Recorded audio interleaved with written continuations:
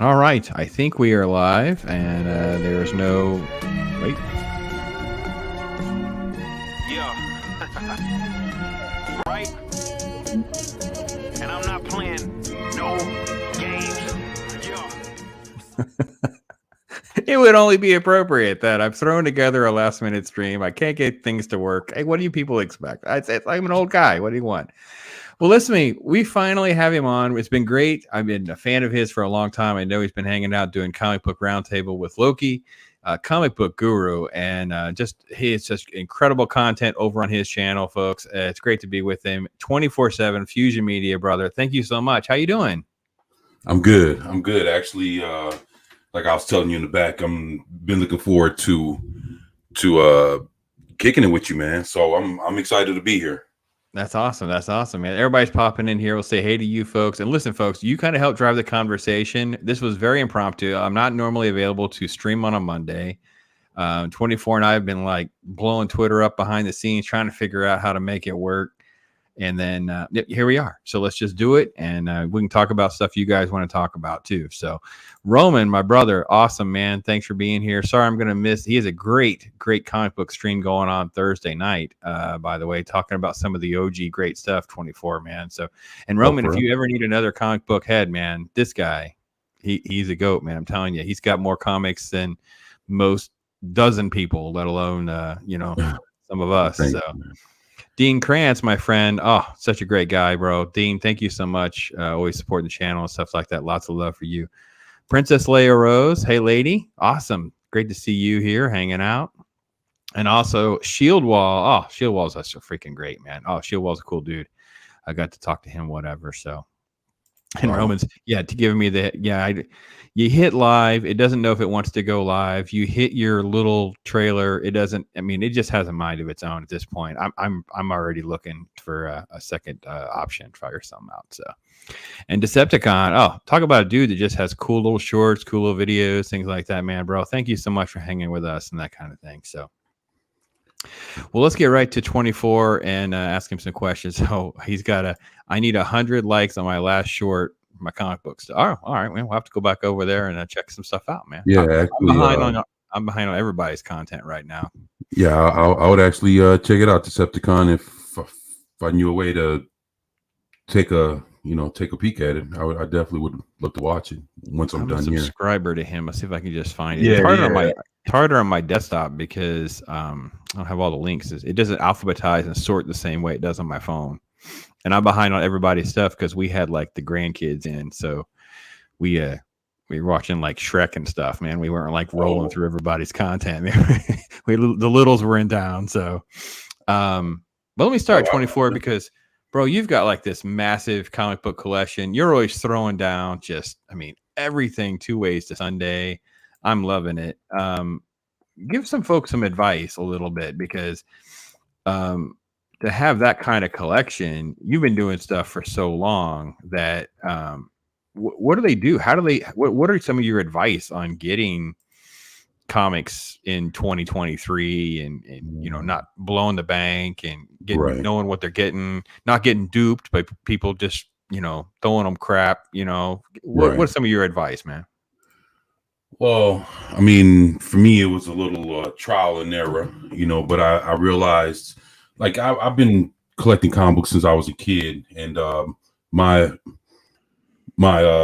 older brother, he was the one that got me into like the first things that I can read. I can kind of like look back and remember when it comes to anything in my life. Let's say just the earliest thing I could ever remember would have to be the Super Friends, Batman and Robin, like the actual TV show from '66. And between that and Star Wars, Disney, The Black Hole, Mary Poppins, Star Wars. Yeah, actually those have to be like the first handful of things that ring to my mind when I think of the first things that I could ever remember from anything. So it's like, I learned my concept of good and evil from comic books before I learned it from Bible or anything else. Okay. So, it's like, a lot of people would say, they understood the concept of good and evil with, the good Lord and the devil and everything, from the Bible. It was superheroes. It was Batman fighting the Joker. Joker was doing bad shit. Batman's the good guy to take him down, along with the help of Robin. So it's like my concept of good and bad came from, when I seen Luke Skywalker, going against Darth Vader, and Superman trying to save the world from Lex Luthor or something, it was always like superhero, movie related, comic book related.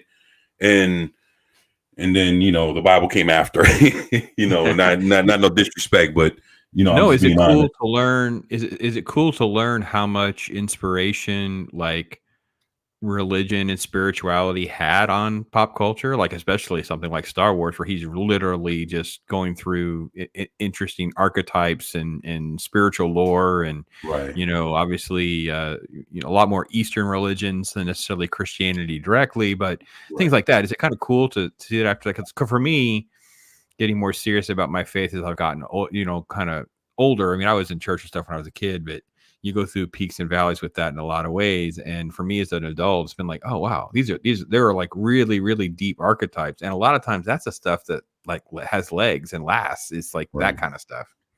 Yeah, it was it was just like say it was,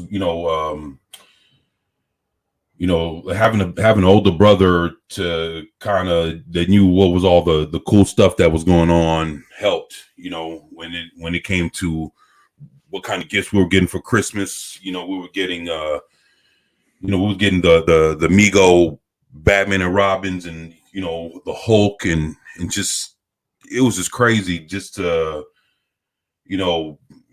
had that kind of influence along with music and everything else. So it was cool, and from there started collecting comic books, and by the time started collecting comic books were at 75 cents at that point. Okay. So we're talking easily early 80s, and I remember like some of the first comic books we actually got a hold of were actually Batman and Detective Comics. For some reason Batman was always cooler than Superman, and but it was we all we loved Superman and we had his toy and everything, but when it came to we had to pick a comic book and we had to choose, Batman would always plus that was my brother's favorite, so I couldn't tell him anything. Shit, you know how that goes. So yeah, it was just, I got you. Yeah, I feel the same way, man. I've told people, I said 50% of my collection is probably Batman, and everything else was the other 50%. Like, just literally Batman was just so much more. It was the gateway. Obviously the 89 movie was my gateway into becoming like the serious collector, a serious reader, serious collector. Cause I had a couple things and I was into it as a little kid, but like, I'm like hardcore and never went back was because of the 89 movie. So Roman asked, are you buying anything right now in 2023? Actually, it doesn't even have to be modern comics, just in general. Like what are you interested in getting? Well, do you have like a buy list or kind of? Well, I mean, I've just funny. I've said this back on Wednesday on the Comic Book Roundtable. I was telling them how I've actually picked up a recent comic. It was just Society of America #1, and they came out with a new series, and I picked up the variant cover, which has Alan Scott, Green Lantern, on the cover. Mm-hmm. But he has a mustache and a beard and a goatee, like the whole. How Reed Richards has like the mustache and all that. Like it's one of those. He's got like the evil Spock look, man. Yeah, I'm looking at Alan Scott like what the fuck? So I mean, I went in, it was a variant cover. I could have gotten the generic one that everybody picked up, but I was like, well, let me get this. And Jeff Johns is writing it. They're supposed to be turning a new leaf on DC, but it's hard when you got Jeff Johns, who's probably the best writer that they have right now. And you have him. Besides him, you could probably add another 5 or 10 writers, out of everything that's out, all the projects, whether they're, maxi series, limited series, which they have plenty of those going on right now. And then, or they have like the regular monthly titles. They, you could probably say they probably got about 5 to 10 good writers. Everybody else is garbage. And so you got Jeff Johns coming back writing an actual series instead of him doing just limited series or anything like that. So he's coming back, but then the problem is the art. So it's like DC, they ran off all their best artists, and they have some that could still draw, but they're not as good as artists from 40, 50 years ago. Like George Perez back in the early 80s is better than the artists right now in 2023. You would think that the art would progress or get better, or somebody would have taken what George Perez and a lot of other artists like him, Neil Adams, and would have taken what they've done and hopefully taken to another level or try to shine on it. And it just seems like they got worse. I can definitely say this.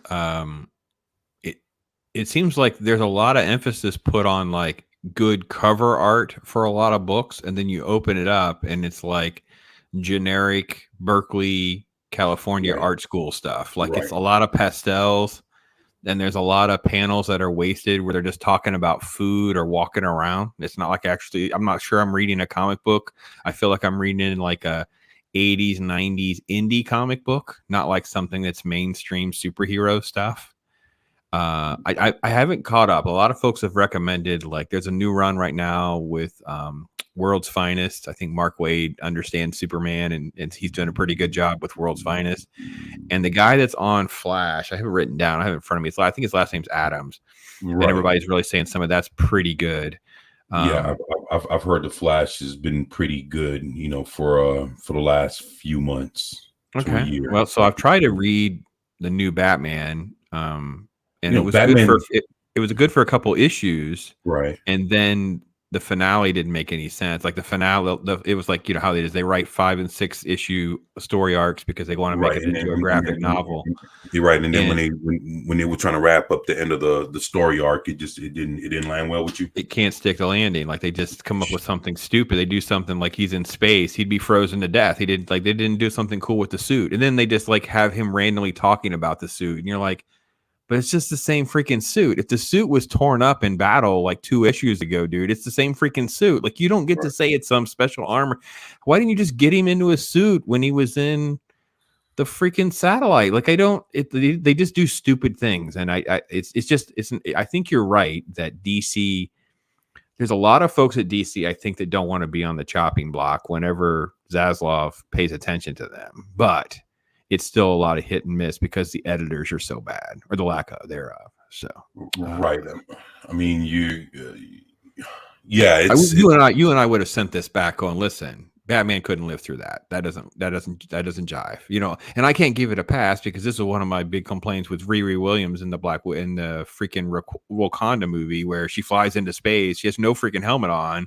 She should be dead in 10 minutes because there's nothing covering her freaking face. It's like, it's so stupid that, you got to be intellectually honest, man. I can't just like, oh, I like Batman, so I'm not going to talk about it. I'm like, no, it's a freaking problem. He's a freaking human. He can't get a free pass. This is just dumb. So, by the way, Dean Krantz threw you kudos for making a black hole comment, because man, he's an OG, man. I'm telling you, man. Oh yeah, the black hole. Yeah, I love the black hole, man. I wish I still had the toys, man. Oh yeah, Maximilian toy. They were awesome. Yeah. Roman says he and his son, like they were JL people, man. They're doing that kind of stuff, which I totally, I got to be honest, I always kind of like dabbled with Justice League stuff just because of, obviously, these were the Super Friends, man. They were my guys. Like I'm down with Batman stuff, and you get some stuff, but I don't remember reading anything that was totally knocking my socks off until much later. I think it was more like for instance, like Grant Morrison, JLA. Oh man. Oh, yeah, knocked my socks off, man. I'm like, oh, this was freaking great, man. It was awesome. I have the whole run of all that. As far as the Justice League goes, I have basically about the majority of the Justice League from the first original run from the 60s. Mm-hmm. Like I was showing them off just this Wednesday. I have like the earliest issue I have is issue 19. Wow, that's awesome. Yeah, it was 12 cents, and then Yeah. and then I have a few in between going all the way up to like issue 100, and then I would have to say about issue from what 100 to because it canceled around 200 and I would have to say about maybe 273 might have been the last issue. I could be wrong of the original run of the Justice League, but I think I have the majority of between issue 100 to the last issue.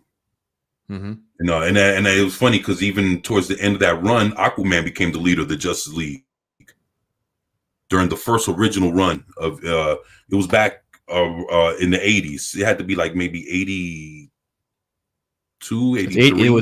It was 87 because that's when they started doing like Justice League International and stuff. They started Right. trying to branch into like bringing more.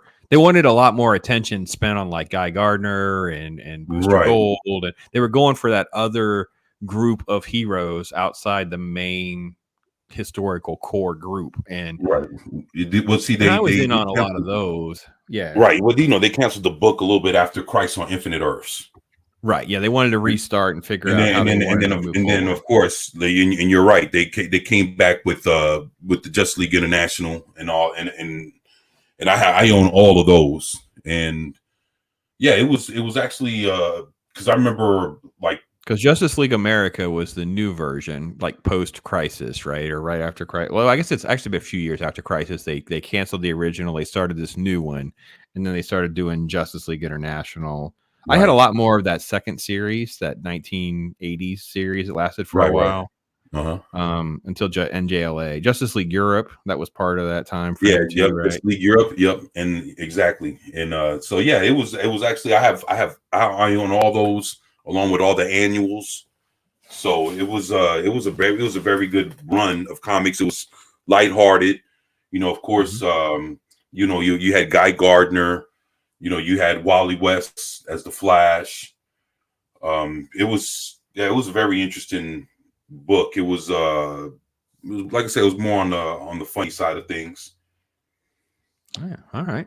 So yeah, Dean Krantz was saying he had a similar issue with his brother talking gospel and Superman with him. So yeah, I got you, man. I tons of folks really into Superman. I'm definitely so my big gripe with Superman 24 is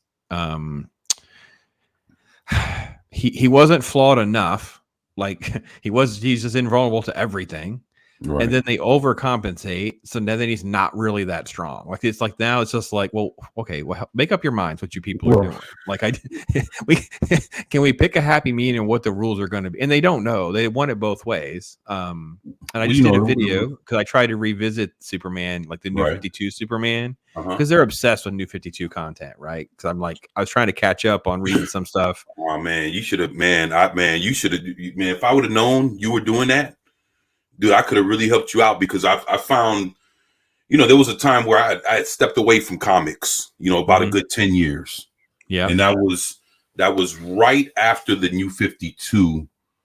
And like I came back, had to be like maybe,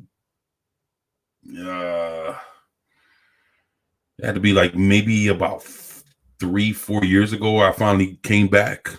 So it's after Rebirth, right? So you're already into the Rebirth era by then. Right, yeah. Exactly. Yeah. I came back right around there. And when I came back, I ended up picking the back issues and I learned a little bit about the New 52 Superman, especially towards the end of his existence. Okay. Yeah, I'm not sure if you knew, but he got killed.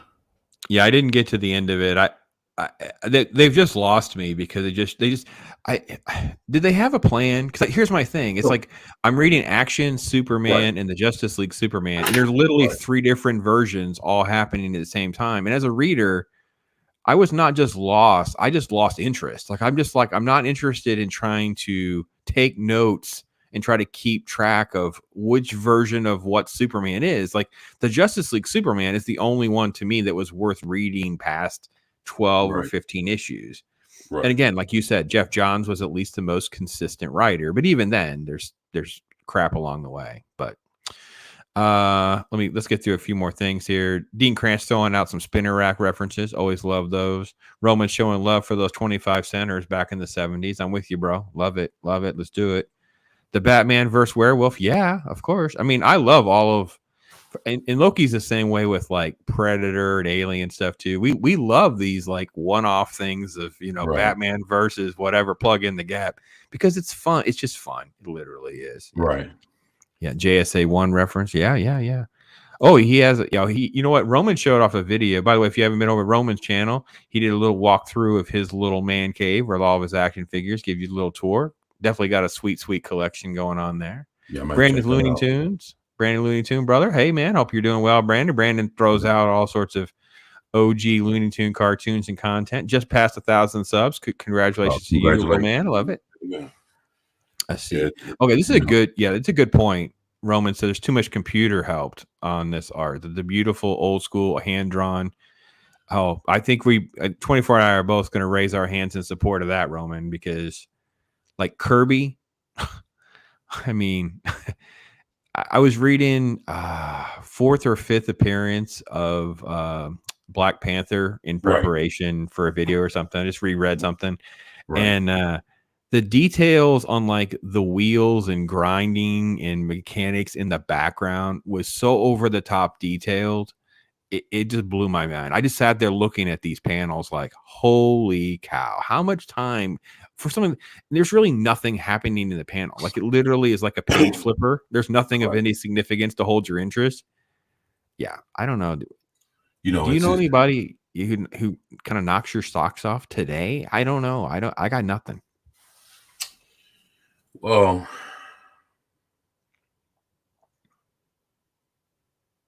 I mean, yeah, I mean, there's like, you know, Ethan's still good. Oh, He's yeah, still, the CG people. I meant the mainstream guy. right. Yeah. No, CG. Dale I mean, Keown. as far as who's at, for example, whoever's at DC right now, now that I think about it,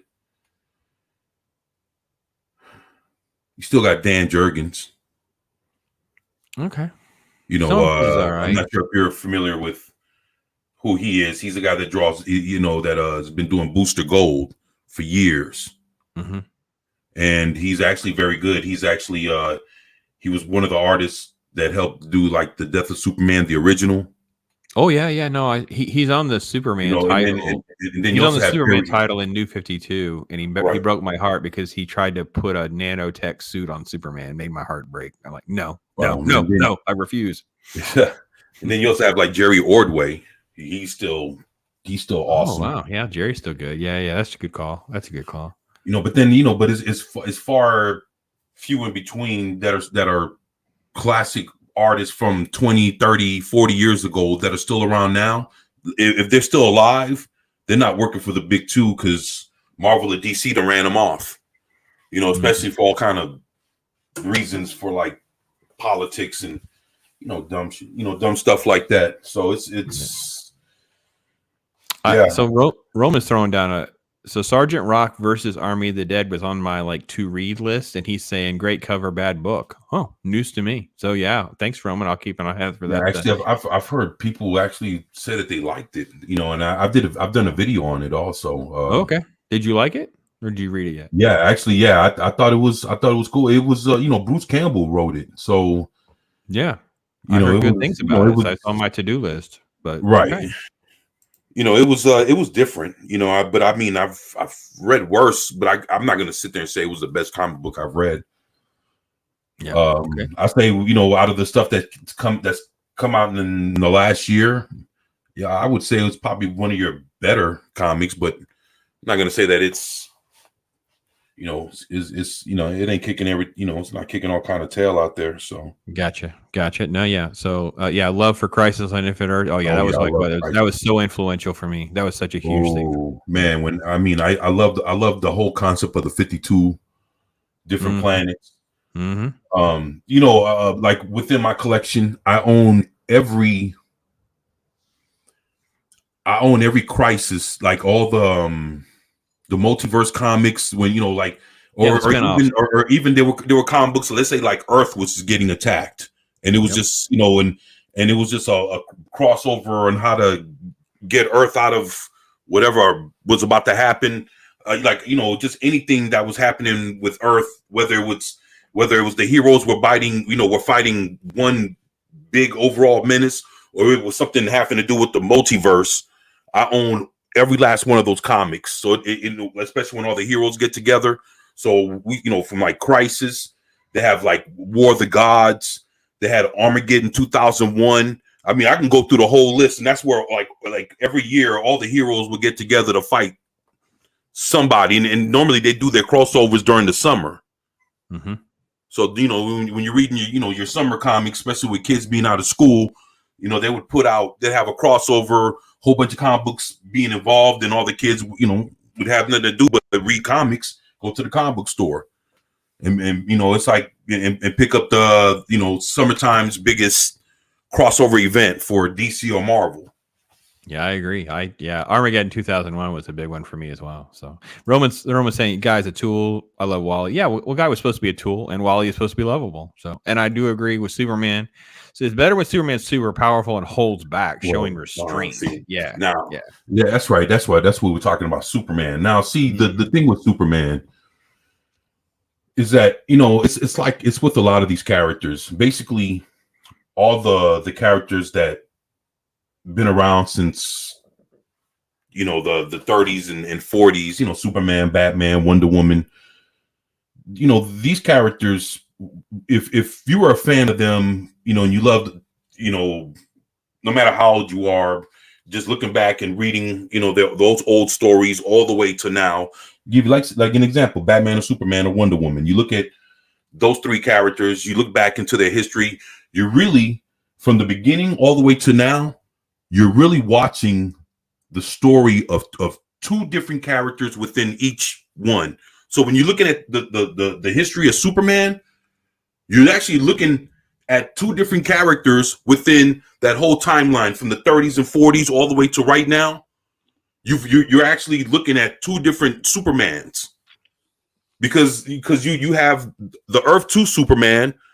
I don't know why they call it Earth 2 if he's the first one, but he's your golden age Superman. Yeah. So you know, so him and his adventures with the Just Side of America and everything else, like you're watching him all the way to like the 1970s.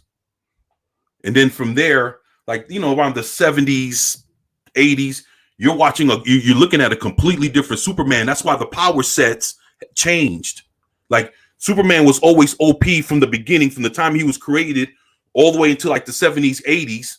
And then from there, if you notice, he had a drop in power in comic books and movies, and the way he was portrayed. You know, if you look at Superman going all the way to like the late 70s, early 80s, he was always super powered. And then from the 70s or 80s, his powers changed because you was looking at you because he was a totally different person. So basically, when they brought in the Justice League in the 1960s, they ushered in a new Superman. And even though it was always portrayed like, hey, this is the same character, kind of updated or whatever, it's like, you get to see as you look back. It's same thing with Batman. When you look at the whole history of Bruce Wayne, that you're looking at two different people.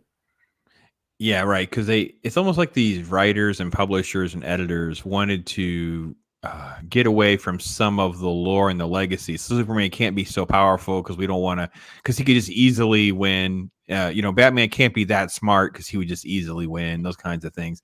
And they just kind of write these more watered down versions. And when you fast forward to things in the last 10 years, it just seems dramatically so. And then in Marvel, they just completely revamp and create major contradictions. Like you end up with just like,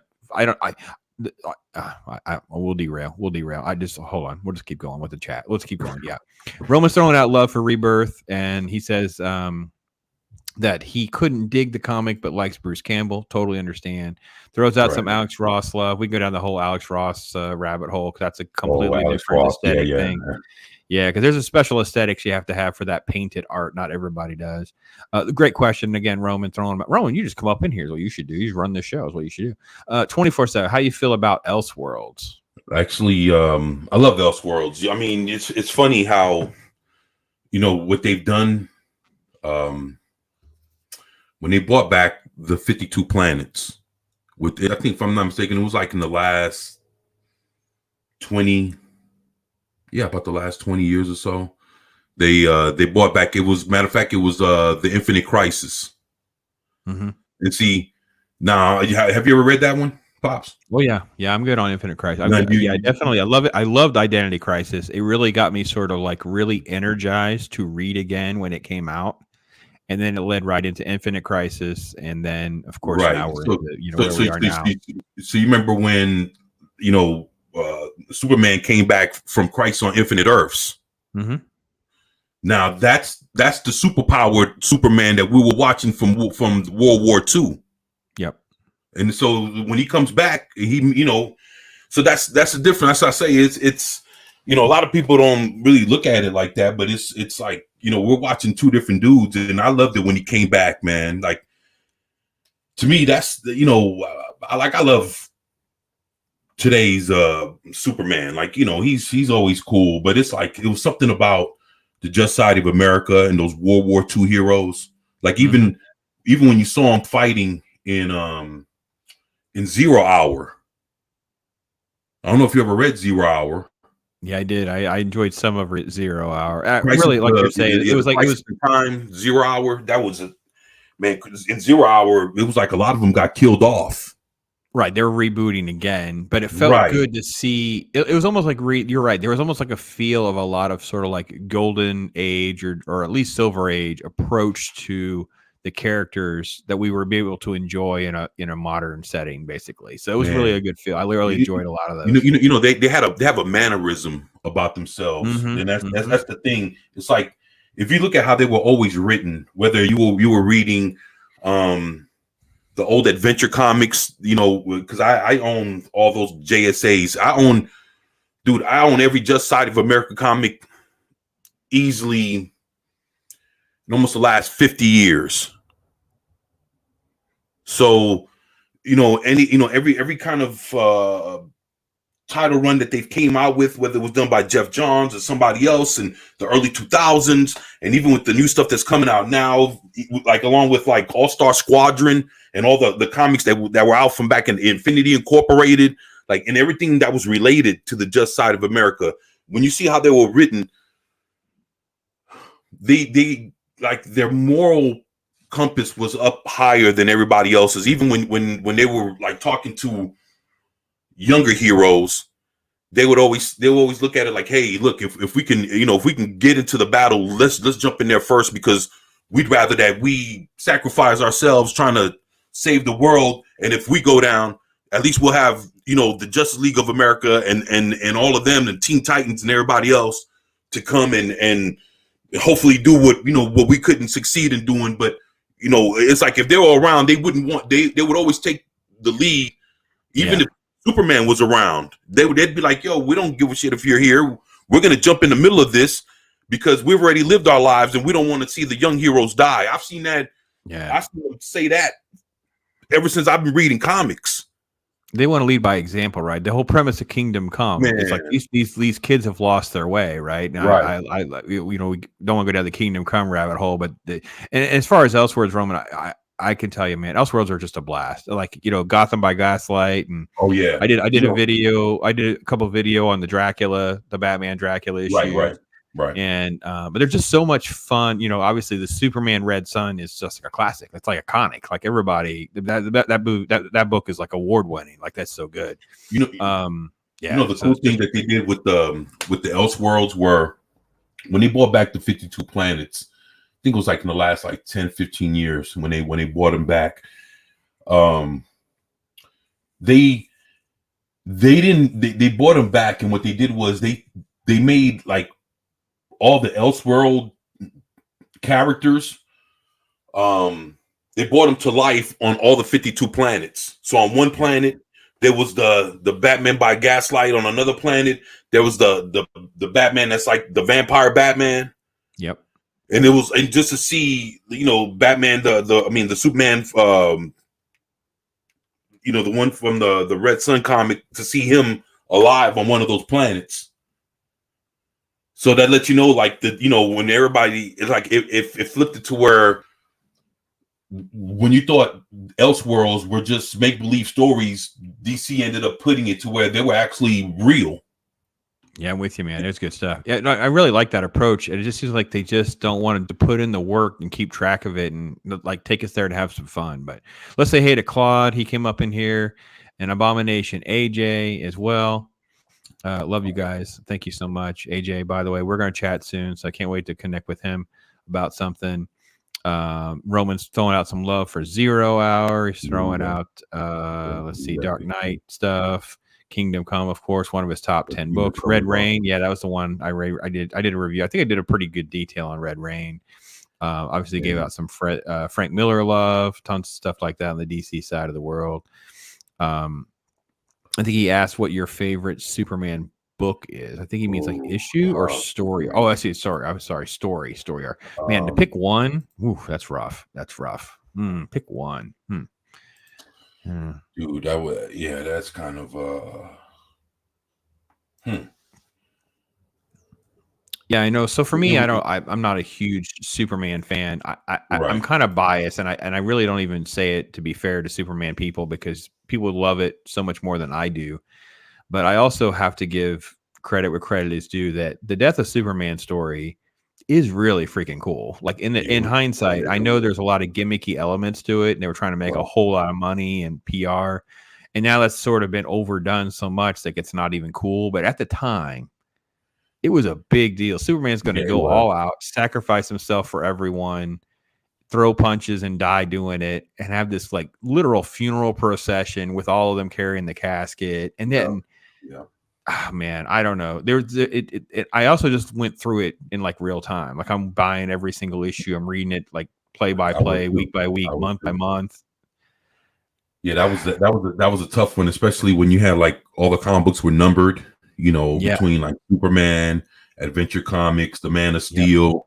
So you had like, so you knew, and one came out every week.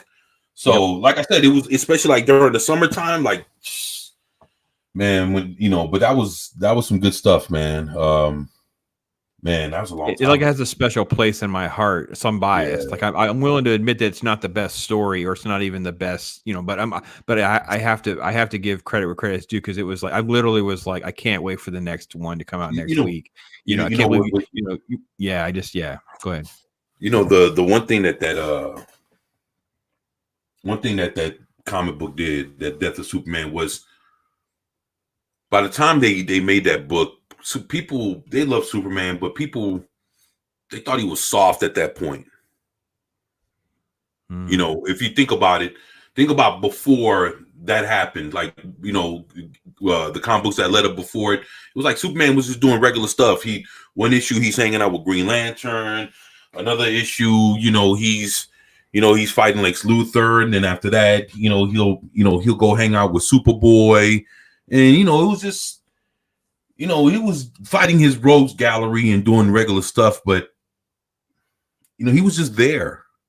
And then it wasn't generating any sales or interest. Right. No one cared at all about Superman stuff. It was basic. It was like Superman was putting up basic numbers. It was nothing, it wasn't bad, but it wasn't good. It was just rolling along. And then when they did the Death of Superman, it showed, especially like before Superman even fought him, like the Justice League tried to, like, that version, like that current year team of Justice League with Bloodwind and Maxima and all, they all tried to go after Doomsday before Superman even touched him, and he just obliterated them. So it was like, what is this thing, man? It's like this alien creature just mowing people down. Yeah. Right. And it's like when you see how ferocious he was and how powerful Doomsday was, and you seen Superman basically being his regular self that you saw him acting for, many years before this fight, handling, he was handling like he was handling, he tried to fight Doomsday like if he was trying to fight, some bank robbers. Like, oh, I'll take care of this. Nothing's going to happen. And then boom, when Doomsday hit him with the first punch, Superman was like, "Oh shit, what's this?" Yeah. And then it got more serious, and then people were getting killed, and buildings were getting destroyed. It was just like, as it kept going, and it kept going for issues, and it was like basically you were watching Superman in the fight of his life, and that's something like you never seen Superman fight that hard, or probably in a while in comic books, and it probably had to be about a good decade or two before that comic book dropped. The last time you seen Superman being a badass on a level where he was fighting something that was, that serious. And then, so that it put him on another level, like, oh shit, we're watching Superman really go out like this. And it gave him, it was a lot of respectability in watching that, and like reading that fight out, for the character. Yeah, it put heavyweight status on him, that's for right, sure. exactly. And back then, death meant death, right? It was like, back then, Bucky was dead. Jason Todd was dead. Like we didn't have this gimmicky death every few weeks, if not months. So Marvel's Captain Marvel, he was still dead. Like there was none of this nonsense that we get like today because there's no stakes now. So, but Vampire Batman was one of the first editions. He's throwing out love for Red Rain. It says Kingdom Come is his favorite Superman. And Chris Persia, the mod of mod, the GOAT himself, obviously he's a member here. Thank you, Chris, for everything you do, brother. Great to have you with us. So, Roman driving the conversation as well. We can hop over and talk about Ultimates. What are your thoughts on Ultimates? Where you came down on the Ultimate Universe and stuff like that?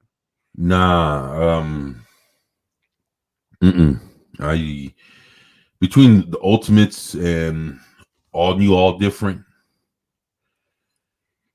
I just can't. I can't.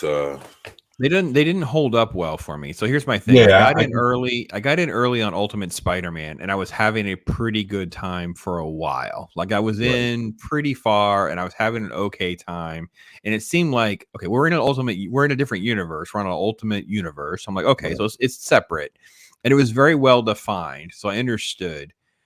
And I'm okay with the Ultimates. Obviously, Volume 1 is way better than Volume 2, even though there's some weird stuff going in all the time.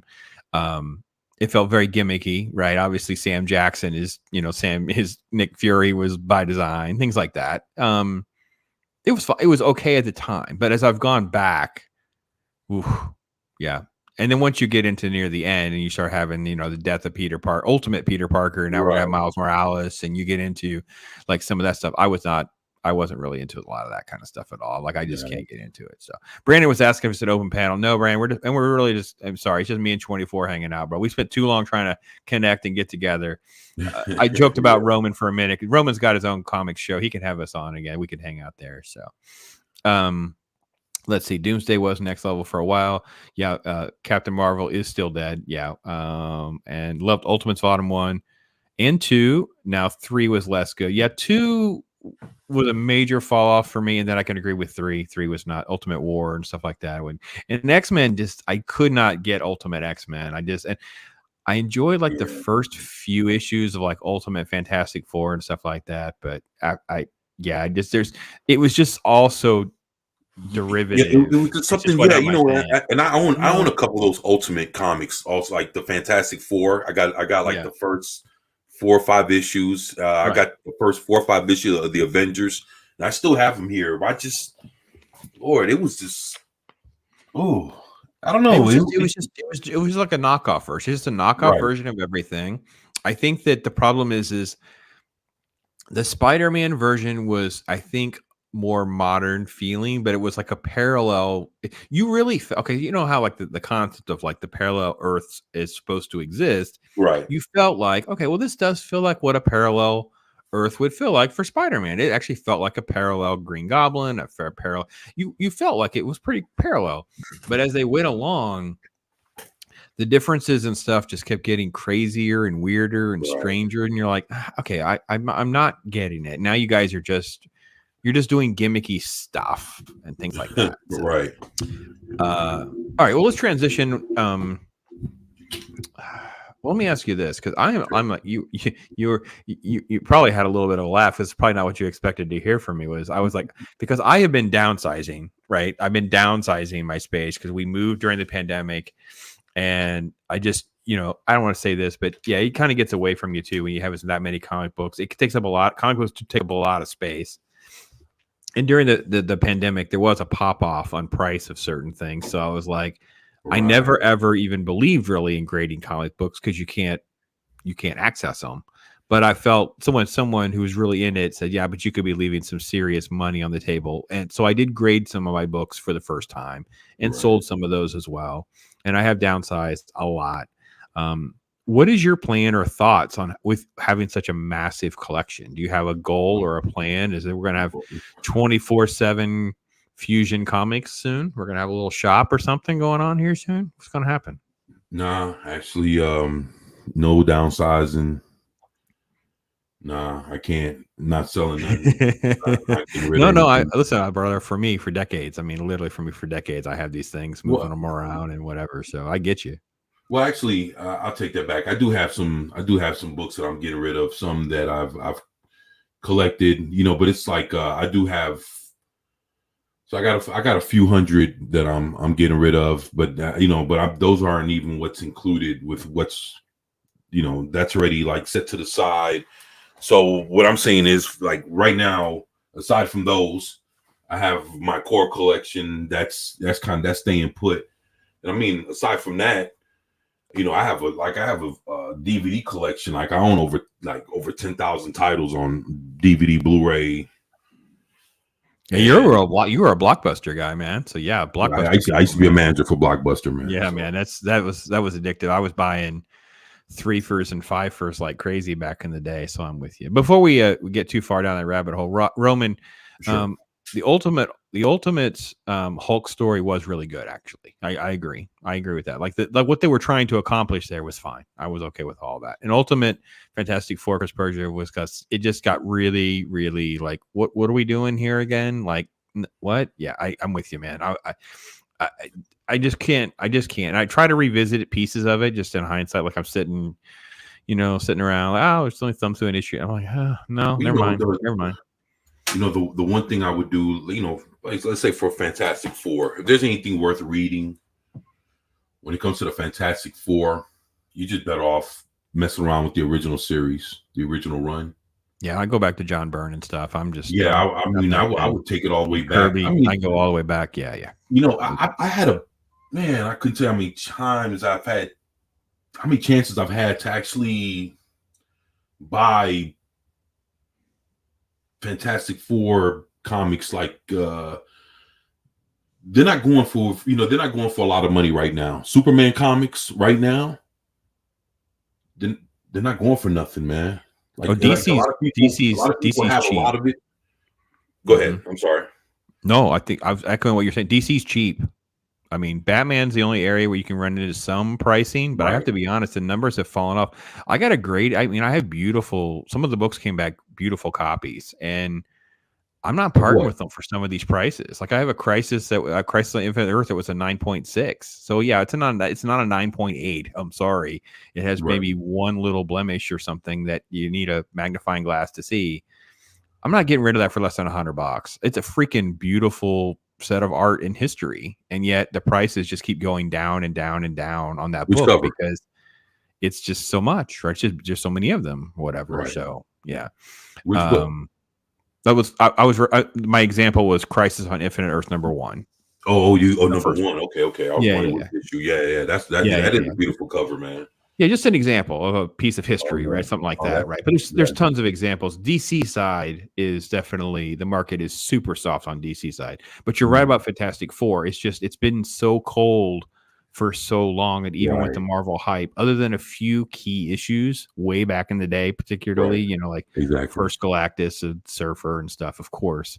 But you can get like massive runs for little or nothing, man. I mean, you can kill it, man. I mean, dude, they have so much. I mean, it's funny because when the pandemic hit, I've talked about this a few times. When the pandemic hit, a lot of comic book stores went under, and when they did, you wouldn't believe how much they were actually selling their comics for. I was picking up, dude, I like those Justice Leagues. Like, oh, man, I was picking up. Like, I have I think it's like issue number 23 of the Justice League. I have it in mint condition, and I got it. I spent like $1.75, $2 for it in mint condition. And Yeah. and I mean, I'll take the comic book and put it to the camera and just show like off the glare from the light. You can actually see if there's any cracks and creases, because I put up comic books that have cracks and creases. I'm like, y'all see this? Everybody in the chat be like, yeah, we can see that. Well, look at this, and I put up the Justice League and I show them, and they'll see that it's in mint condition, and I got it for that cheap. Yeah, And I it's think like, there's a lot more of that coming back too. With I tell people the first place you go if you want to buy a comic book, go to your local store and go to the back issues, go to the dollar bins. Just look at just mill around a little bit, get a feel, and then I got to be honest, when you see something, especially if the older it is, make an offer. Yeah, if you right. look it up and it's not a key issue, like it's not like the first appearance of some major character where that's actually like an investment book for them and just happens to be for sale, but if it's not that, make an offer. I'm telling you, yeah, you may not get it for $1.50 or whatever 24 Right. got lucky in to land in, but I went to the same thing. I went to a place. I bought literally like, I mean, a massive stack, like 40, 50 books for like $100, and it was just like a little of this and a little of that, but they were all just beautiful books, great condition. You know, this was like a $20 book, and I got it for like $5, things like that. Just that kind of thing. So, Well, I was getting these books online. yeah, no, I'm with you, especially when you watch auctions. Oh my gosh, And yeah, watch your that's auctions. exactly what I was doing too. The auctions. Oh man, I was killing it. Auctions is the place to go, man. You get your keywords, misspellings, especially words that are misspelled. Oh, Right. they will fly right through. No one will even know. So. Nelson Studios here. Hey, brother. Hope you're doing all right. Ultimate Spider-Man is my Spider-Man, an example of what for modern audience should mean. Okay, fair enough. Listen, it was the one that went along the longest, and it's like, okay, I get that it's an alternate Earth. I get that it's an alternate thing. Like it made sense, and it's just like they couldn't just let it keep going. So, But Padawannabe, talk about it. Okay, 24, an OG. Until you see Padawannabe. He should have to come to a chat and show off one of his Claremont Uncanny X-Men's, because he has like boxes. He has the boxes, and I'm like, oh yeah. Spider-Man love. So, we kind of briefly went there. 24, when you're a manager at Blockbuster, man, they used to just liquidate 3 for 10, 5 for this, 4. I mean, it was nuts how much, and I went through that massive phase, like hundreds and hundreds of movies. And then I did a little bit of the downsizing as well, consolidating to Blu-rays and multi-pack sets and stuff. So on space, because obviously I can store a multi-pack Blu-ray set better than I can like, those sets on DVD. And if I didn't have any major content changes, I made a lot of those decisions. So again, no plans for a downsize on that. There's just a whole wall of DVDs at the 24/7's house. Yeah, no, actually, they're all in boxes, man. Oh my gosh! Wow. Yeah. Awesome. I mean, I had just moved into this house, a few months ago, but this house is smaller than everything that I own. So basically, even Loki came over and was looking at this, like, this just boxes on top of boxes, man. But even though it's like that here, I'll probably be here for about 6 months to a year and take off. So there's no need for me to do too much unboxing. I got you. No, I feel you there. I would have a good time looking, is what I hear you saying. I'd have a good time. Like, listen, I want to check this out of the library. I'll bring it back on Thursday. So, yeah. Roman asks, what is your favorite comic book movie? Oh, well, I'm going to guess. Okay. It will definitely be in the top 3. I'm going to probably guess we're cut from a similar cloth. All right. Superman 78. Yeah, that's one. Yeah, Superman 78. Superman 78 is like pure, isn't it? Like it's there's something about it that's pure comic book. I don't know. That's how I feel. I feel like it's the best comic book feel. I'm biased with Batman 89. I've said it. I own it. I get it. It's not the Joker, but it is my Joker. It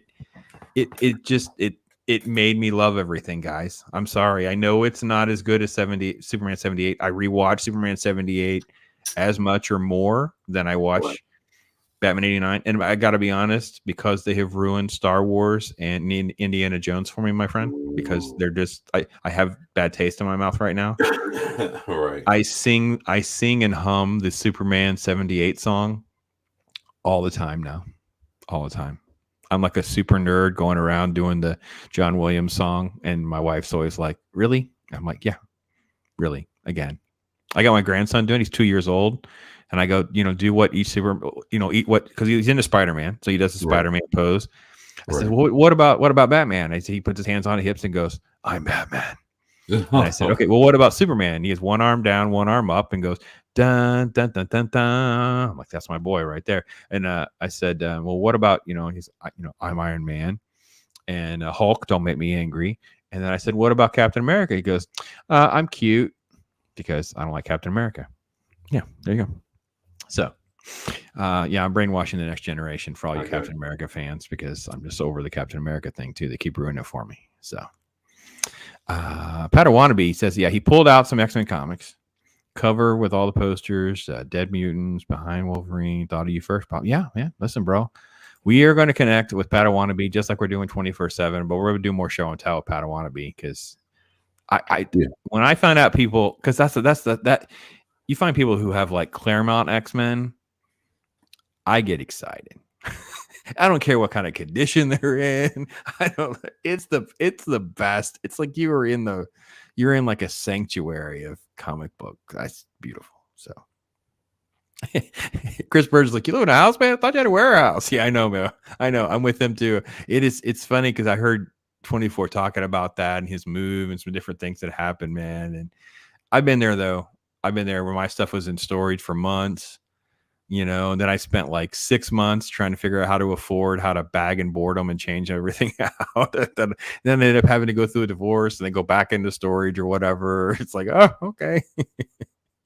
Yeah, actually, it's a lot. Yeah. All right. So Roman's throwing down his piece. He's like, he loves Captain America: Winter Soldier. That's my favorite Marvel movie. Totally agree with that. But I was just they can't get Captain America right in the last couple of years. And the comic books have just gone off the rails. So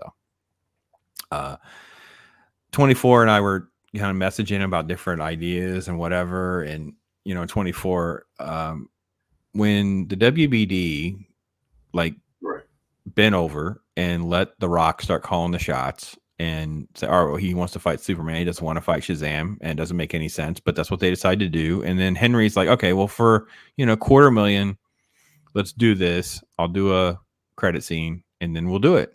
And he does. And I got my wife to go see Black Adam in the theater. So we went and saw it. And then they say, oh, no, we're going to hire James Gunn. Forget everything. We're not having Henry back, whatever. It actually broke me.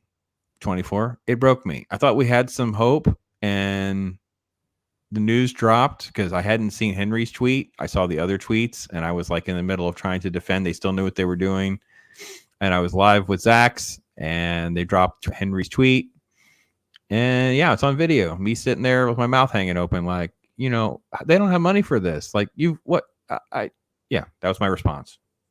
Where are you at on the WBD nonsense? Wow.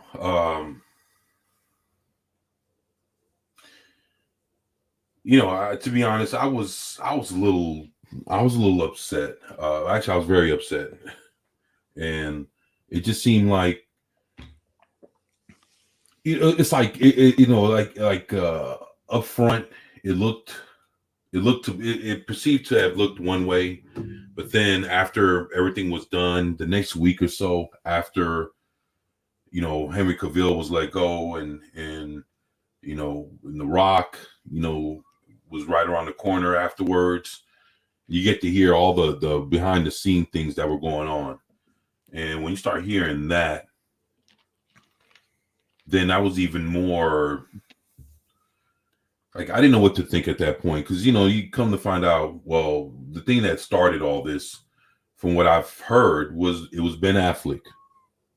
So basically, they set it up to where Ben Affleck was supposed to be the definitive Batman of the DCU or whatever. And I heard like within the week or so of them letting Henry Cavill go, like he had started backing out of being Batman after they'd have done all the changes to kind of prop him up to be Batman again. So I heard he went to like Vaslab and was backing out of being Batman, after they've done everything. They put him into the Aquaman movie and all that other shit. So, it was from there. Then it was the Patty Jenkins thing. And then the fact that Henry Cavill, even when he showed up on the Black Adam movie, it didn't generate any sales for his appearance at the end. So it just seemed like concerning every character that you have. And then, in Aquaman, with the Aquaman 2 movie, you had the Amber Heard situation along with the movie, from what I'm hearing, went way over budget, and even going through more reshoots and all this other stuff. So with is basically with every, Ray Fisher's gone. He's a walking trash can. So, you don't want nothing. And then of course, Ezra Miller is a whole nother story. So basically, there was something wrong with every character in some way, whether one way or the other, something was wrong with something that was involving every person that you had that was a part of your Justice League. So Gal Gadot, Patty Jenkins, Ezra Miller, piece of trash. Down the list. Ray Fisher, he's trash too. Henry Cavill, basically, with The Rock playing puppeteer and trying to manipulate, do whatever he was doing behind the scenes to try to take over DC. And, if he was using Henry Cavill as a tool to, help prop him up before James Gunn stepped in, you hear all that. And then, along with Ben trying to leave as Batman, once they got him squared away of being Batman again. So it was like dealing with it with every actor. There was something around the actor that just wasn't right. And then when everything fell apart, it felt like in a few weeks, all that fell apart all at once. Yeah, it melted down completely. Yeah. Black Adam disappointment. Very disheartened by the loss of Henry Cavill in DC. Yeah, Hollywood's nuts. They don't want Henry, yet the audience likes him. Yeah, and the Flash would be a complete disaster. Yeah, well, in 24/7, really, I mean, we could almost do a documentary like the real death of the Justice League and the DCU and whatever, because we also have to throw in like Keaton was back, man. Keaton was game with playing in some way, shape, or form. He's like, you can just take me out. I'm not dealing with all this. I'm too old. And I'm too rich to deal with all this freaking nonsense, this baby nonsense. I mean, I guarantee that's what's happening behind the scenes. You can read between the lines with everything that 24/7 just recounted. That you get actors like that. And I got to be honest, even someone like,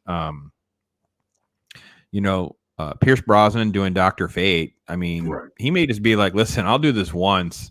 This is a mess. I don't know. I'm so disheartened right now that everything is ruined and everything was melted down when it was so close to turning a corner. And it was like we were lining up softballs. Remember, I did a stream with Magitech Mags, and we were talking about how easy it would be to get billion-dollar movies with like a World's Finest film, a Batman Beyond film. It would just be, these were like softball projects that you can just tee them right up. Right. And I know I upset Mexican Iron Man, and I know I don't care. I think a Jon Stewart film was probably the right choice because of the modern interpretation of the Justice League. And you don't have to ignore Hal completely. You can bring Hal in. The core can exist.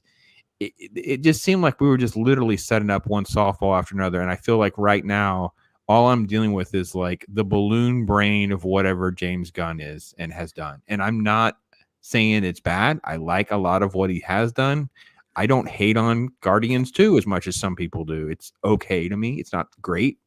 I don't get James Gunn humor and all that other stuff that will work in the DC universe. It's completely different. Sure, it can work for Suicide Squad or even a Peacemaker show, I guess. I don't care for it as much as some people do, but Yeah. He's going to be in charge of writing my Batman or my Superman or my Wonder Woman or even Aquaman. I don't get it. Like, I'm missing something. So we'll see. I don't know. Well, I mean, Oh, it's a rough time in some ways. Yeah, he likes Dr. Fate. Everybody liked Dr. Fate. That was the best part of the show. yeah, And best part of the film. Dr. Fate is awesome. Yeah. You know, it's, you know, the thing is also when you look at all that, you know, other things were going on. It's like, you know, like you said earlier, you have, you got The Rock who's playing Black Adam, but doesn't want to be nowhere near Shazam. Makes no sense. And I'm like, dude, it's, you know, but it's like, it's funny because, you know, you got Joker that has no involvement with Batman. You got a Venom that has no involvement with Spider-Man. It's like, dude, I don't know what is going on, but you got all these movies. And then I'll give you another, Captain America 4. You know who Captain America 4? You know who Andrew Mackey's fighting in Captain America 4? Oh, you know what? I don't remember. He's fighting the leader. Yeah, a Hulk villain. That's right. Yep. Come on, and then you know who? Harrison Ford is in that movie as General Thunderbolt Ross. Yeah. So it's funny how they can sit there and you know T'Challa passes away and they gotta cancel him out the movie, but you know Thunderbolt Ross, he passes away and boy they recast him real fast. Here comes Harrison Ford. Yeah, I did a video on that too. I was like, Yeah, you guys are such freaking hypocrites. I was so, and I want to go back because you really hit the nail on the head too. And this is why I have no patience for Snyder Bros. I'm sorry if I'm upsetting you in chat. I'm sorry. You can just go ahead and you can give me whatever you want right now. I'm telling you right now, Snyder had no respect for any of this nonsense. He was totally game with letting Dwayne Johnson tweet about he's going to ultimately fight Superman because that's what he wanted too. He was game with all this stuff. He's the one that made all these minor changes. His original next film involved Batman getting Lois pregnant and all this other nonsense. Like, you know, I'm not giving Zack Snyder love and all this, giving him a pass for how far this went down the rabbit hole. And I'm not letting him get a pass for whatever role he has in hiring all these people because they're all miscast. None of this makes sense. And I'm even throwing Keaton in that bus too. Keaton in Flashpoint makes no sense because Keaton would not be Thomas Wayne. So that means we're not getting Flashpoint. We're getting whatever amalgam universe nonsense they think that they're doing for Flashpoint. It's not freaking Flashpoint. And Loki just says we're just going to blow this crap up. Just blow it up. Where'd it go? I lost it. Where'd it go? What's up, Loki? My chat went crazy. Yeah, look, he's lurking. He's hanging out. Yeah, blow it up. Yeah, I know, man. Blow it all. I mean, I literally am just like feel like just blowing it up. It's just I just can't believe it. And okay, 24, you remember because you said you read some of the New 52. The first few issues of that Justice League, it's clearly the movie, right? Mother boxes, the League is coming together and all that. Darkseid's the villain. We don't get the knockoff villain. We actually get Darkseid. We get Green Lantern. We get them all showing up and explaining their powers to one another. That series is not that bad. That was a pretty good script. Who effed all that up? Who took that and made it into that movie that we ended up with? That's what I want to know. Our consensus is everyone is to blame, but reality is that comic book series, that first I think it's about 5 issues. It's not that bad. It's pretty good.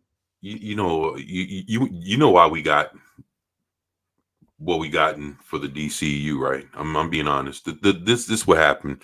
So Jeff Johns helps create the New 52.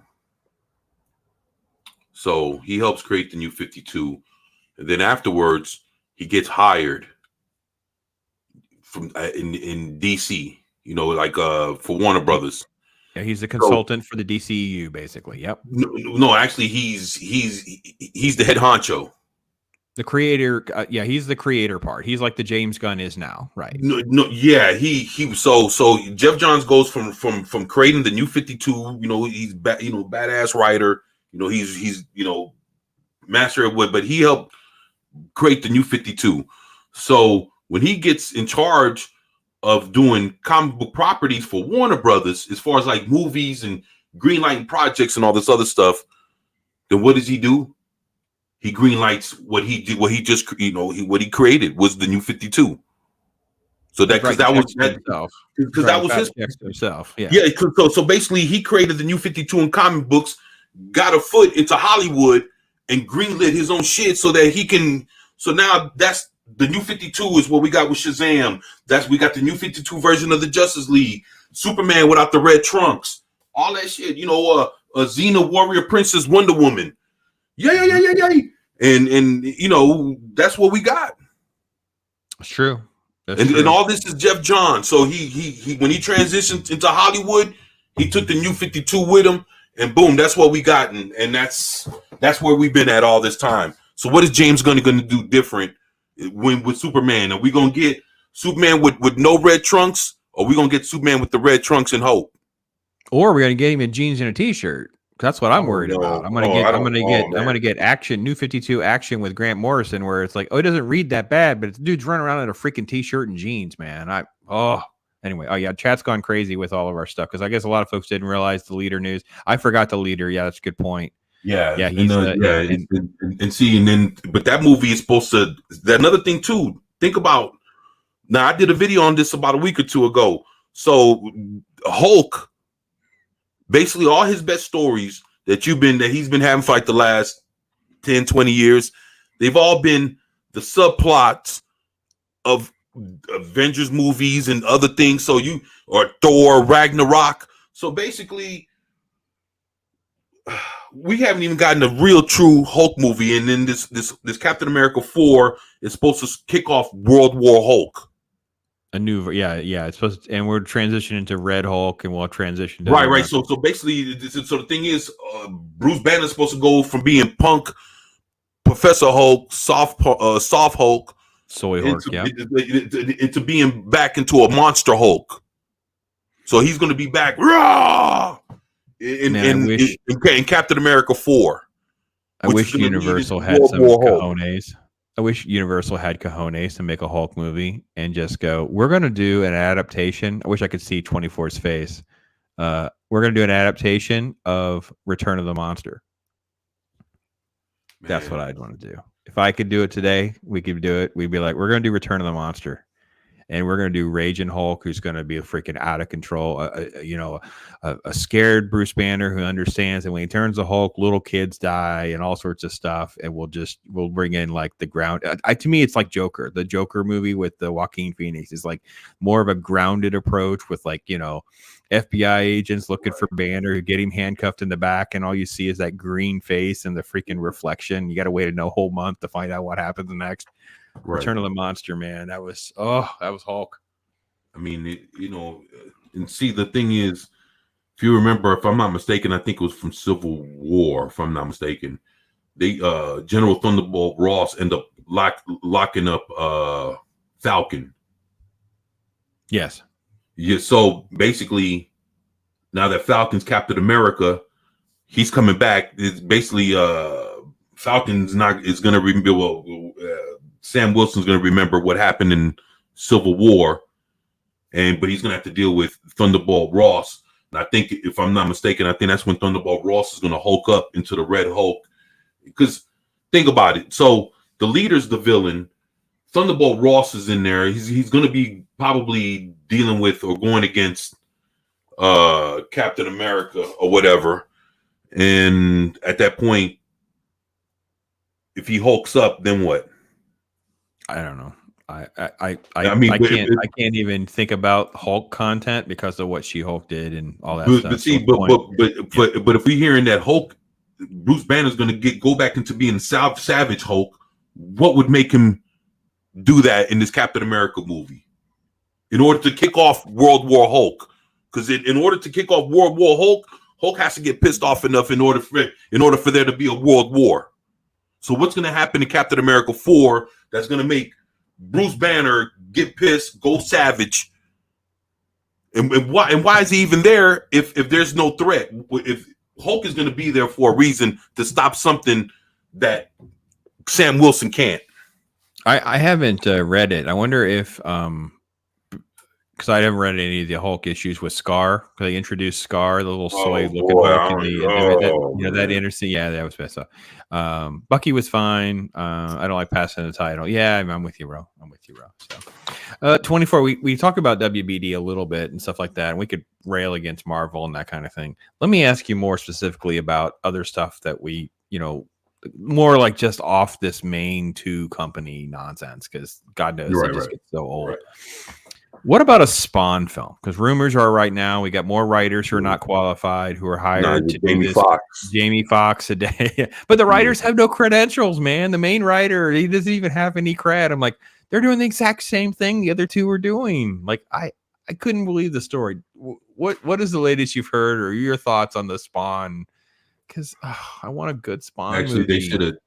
They messed up when they didn't bring back Michael J. White. Yeah, he was so good, man. No, I mean, he's even better now. He's a better actor now. He was great in that scene in Dark Knight, man. I mean, but that was when he first. I mean, you know how much that movie's almost over 20 years old. I mean, dude, he's been in so much shit since then. He's still. You can bring him back, and he would have been happy to come back. But what you gonna do with Jamie Foxx, man? I don't know. Did you see that vampire movie he just did? He's not even that big of a dude. He's a little guy. He got a little bit bigger for that vampire movie. You see that vampire movie on Netflix? He's not a tall guy. No. Right. Oh yeah, he's not tall. Yeah. So I mean, okay. What is he, like 5'9", 5'10"? Like what he's supposed to be doing? Like he's Rorschach size.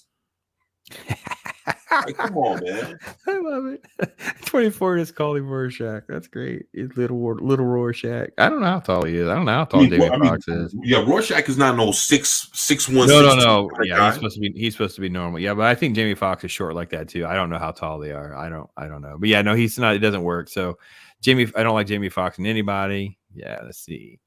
Didn't have any cred when they got the Rings of Power. Oh, right. Never mind. Yeah. No. Yeah, man.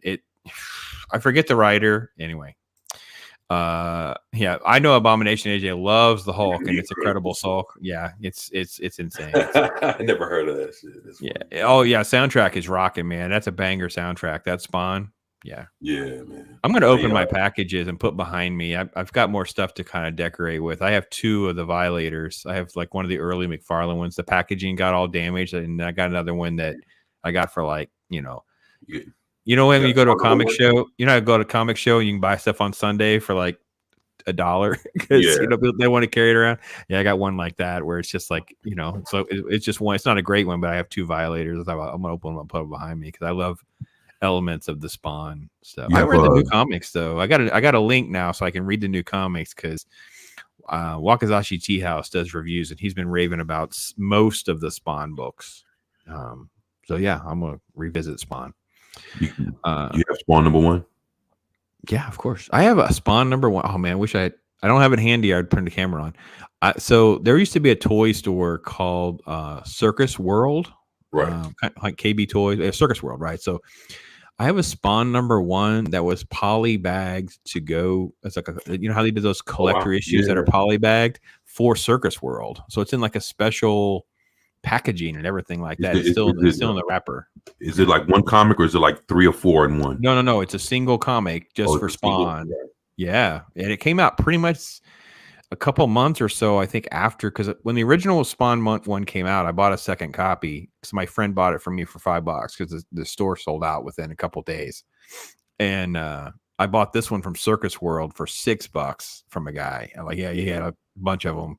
I still have that one, but no, I have most of the early key Spawn. So I have 1 through 8. Okay, and then I have a few random ones where I just like them.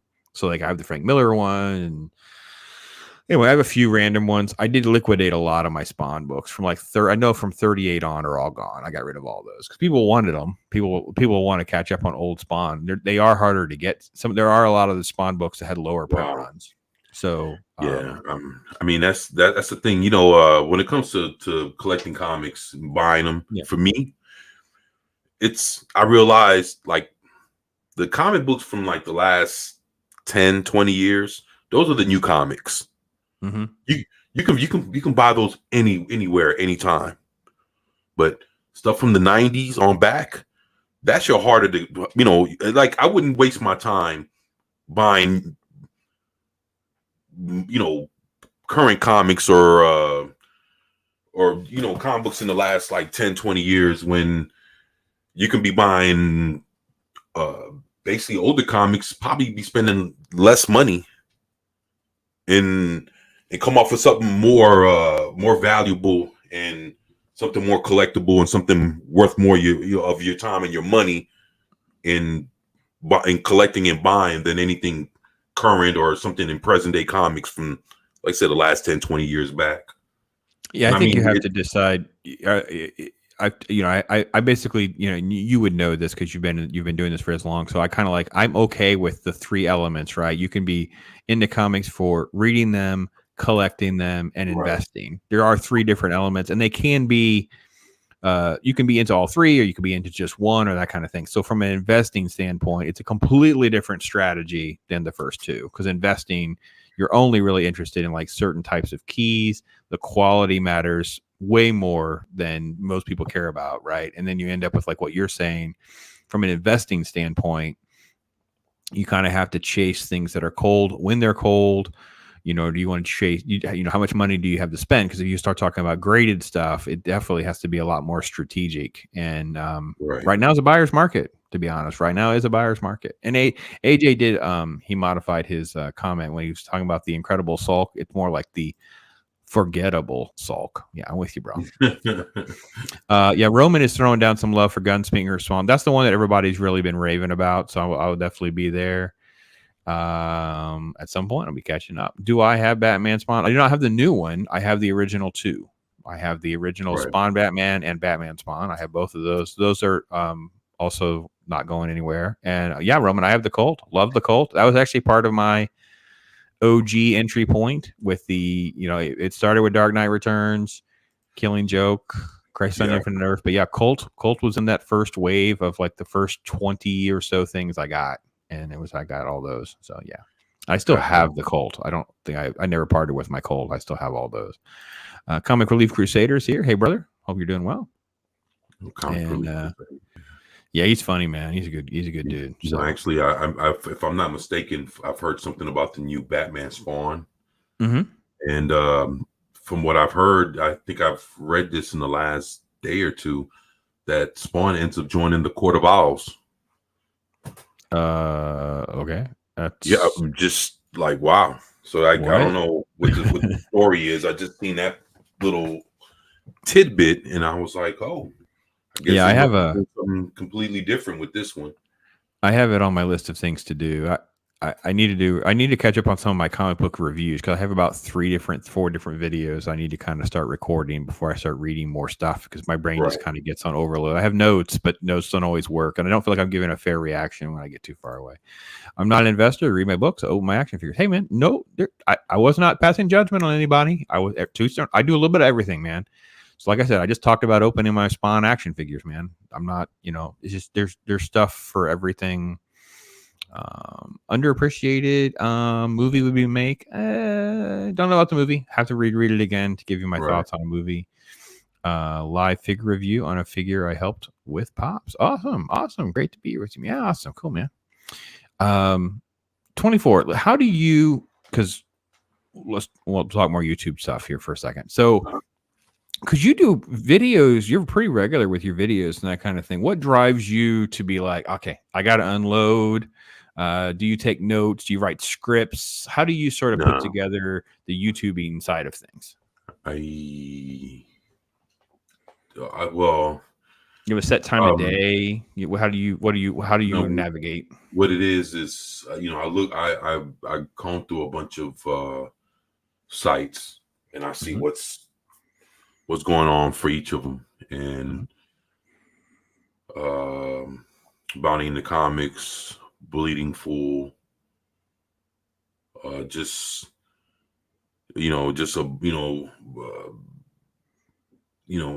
time, Geekosity, just looking at, seeing what a lot of sites are saying, and then a lot of the ones that are not so credible or whatever. You know, like I always say, you know, just because it might be a giant freaking robot, you know, which is, you know, garbage tier. From time to time, they still spit out a nugget of truth on, you know, or a decent article from, you know, and sometimes you know, you have to kind of look and see they might be saying something a little bit different than what, you know, other folks, you know, might be saying, you know, especially on things that nobody's talking about. So you just, you know, I don't like dealing with them too much, you know, because of, you know, their reputation. But like I said, even every now and then, you know, you'll find something in, you know, you always look, you know, you never know where you'll find, you know, but I always try to fact check and make sure that I'm looking into what it is, you know, instead of like spewing out some shit that you have to apologize for or have to come back and say, hey, I'm sorry for that video I dropped. Mm-hmm. You know, cool. You know, yeah. Right. So but yeah, I don't write a script. Everything I say is right off the top of my head. Because if I do a video about it, obviously I feel some way about it, or it's something I'm just seeing or reading about for the first time that has piqued my interest. So if I do a video about something, it's something that I'm, you know, it's something about it's you know, I'm gravitating to with it. Yeah, struck a nerve, or just right, you know, right, you got something, exactly. or you're excited about it in a positive way. I mean, I've heard your stuff, man. You're good. You're good. Passion's right on your sleeve, man. That's what I love about you. So, thank you. Any current favorite book, and where do you see comics going in 2023? Comic books going down. So here's my thing. I'm really enjoying this sort of wave of like the Indiegogo indie comics stuff. Right. I'm hopeful. Right. And I've said it, I'll keep saying it. Eric July, if you were randomly being told about this comment, please consider licensing out if you need to, whatever you need to do to recoup some of your money for creating a website that can securely fundraise. It does not have to be for comic books. It could be for whatever. I think there's a place where if it puts more profit in people's pockets, that's the way to go. If I was younger and I could figure out ways, if I was a software engineer, I would create an alternative to eBay. I would create, you know, what eBay was supposed to be, where it's like the people would keep more of their money, like a yard sale. Now you're giving away, they ruined everything. They're ruining everything. So I want to see more indie comics. I want to see what Chuck just announced another project. Frank Miller's got another project coming. So there's tons of stuff coming our way. So I'm more interested in that, and I still will dive through the muckety muck and try to help you people find good things, even in the new stuff. Like I said, I'll give you my honest opinion on some of the other stuff. So, well, you know, what do you, man? You got an Indiegogo? You got to get an ISOM book? You got anything in particular that you are excited about? No, I'm still waiting for my Wreck Planet. Yeah, aren't we all? Mm-hmm. So, you know, and that's another thing. Like, you know, love my independence comic book creators. The issue with them that I'm starting to realize now, after waiting for so long for a lot of books, I know one creator that really he pissed me off, man.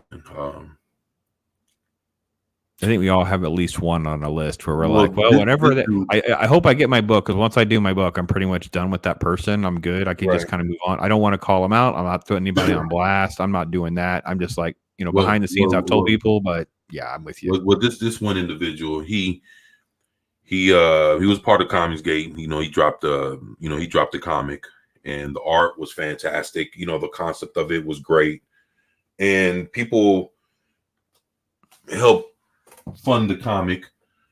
What this guy ended up doing was he struck a deal with, if I'm not mistaken, it was Walmart, and basically the comic books that we were supposed to have, basically he cut a deal with Walmart to where he was able to print copies of the comic books that he had crowdfunded and put them in Walmarts to be sold. And then so you basically, we've been waiting for almost a year, and boom, Walmart, you strike a deal with Walmart, end up putting the same. Like, so basically, I think if I'm not mistaken, he took like 8 or 9 pages from this comic and put it in with other comics, and end up putting it out there to be sold, so somebody can just go into Walmart and just buy it right there next to the candy. Wow. Okay. Yeah. So I mean, that's yeah. See, I can see a second print. Like if you did a completely different version or something, like you did some modification. Like, okay, I own this. You guys got me off the ground. You got me this. I don't know. I think there's a place that you can do something like that. But again, I'm with you, man. People don't. And the other thing too that's happening, and I think this is what you're hitting the nail on the head with. And you can correct me. These are great creators in many ways, but they're not all going to be good at business. Right. That's they're in over their head. They don't know what they're doing. And another thing too is you see how they've. I don't know if you think I'm talking smack, then I don't know what to say. I have to be honest. Now, if you're a independent comic book creator, you crowdfunded comics, and you're putting stuff out, especially if you've done projects before, at least one before the current one that you're doing now. If you have some kind of history with it, you knew all the problems that you went through the first time you've done it. Why would it take as long or even longer for you to put out your second book? Agreed. Now, so there's an issue with that. And then the fact that we get one comic book from a creator every year and a half, 2 years, maybe 3, something like that. How could you stay involved in giving a shit about a character that you see once every few years? Yeah, I'm not doing that anymore either. I'm with you. So the fact that it's not a monthly comic, you lose interest.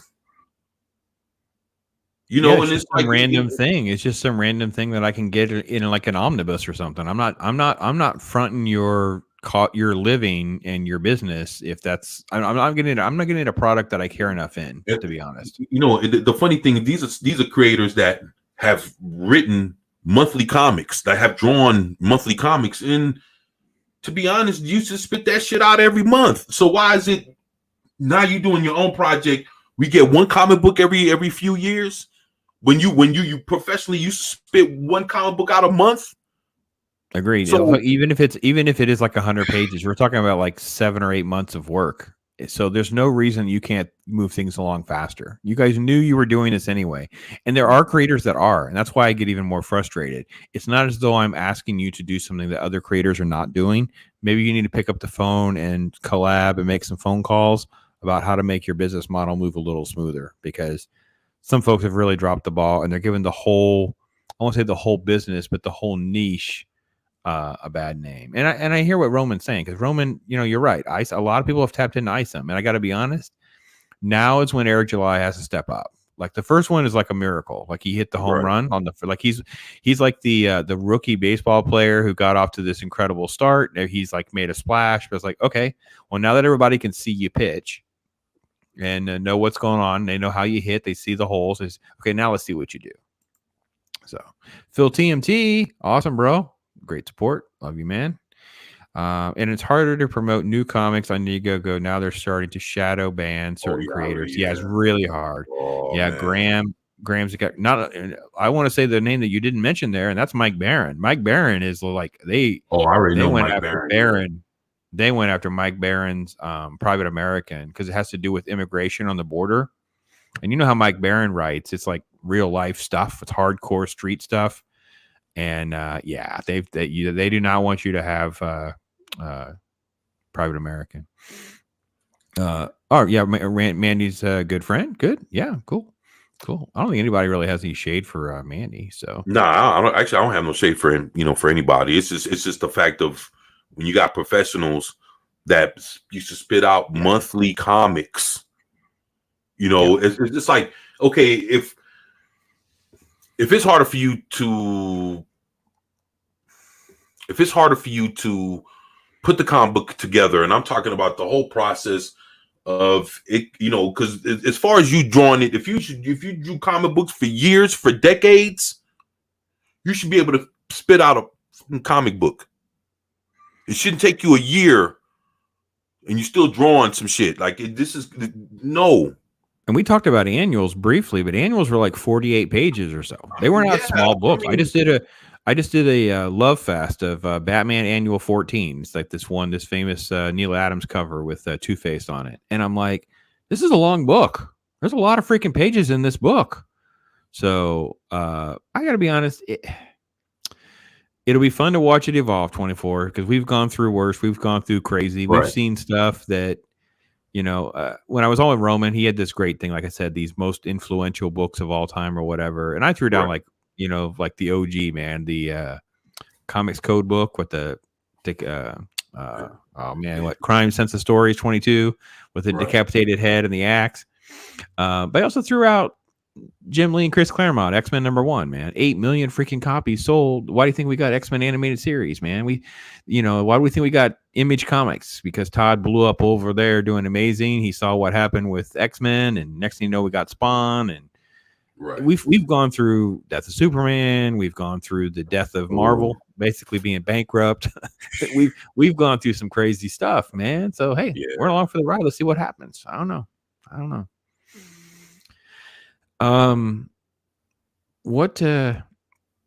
What makes you enjoy this YouTube nonsense the most? What's the most fun for you, man? Honestly, it's the people, man. Like I came on to YouTube because of the things that that I was loved that was going on, and I wanted to be a part of the conversation, to be honest. Pop culture, different things that were happening.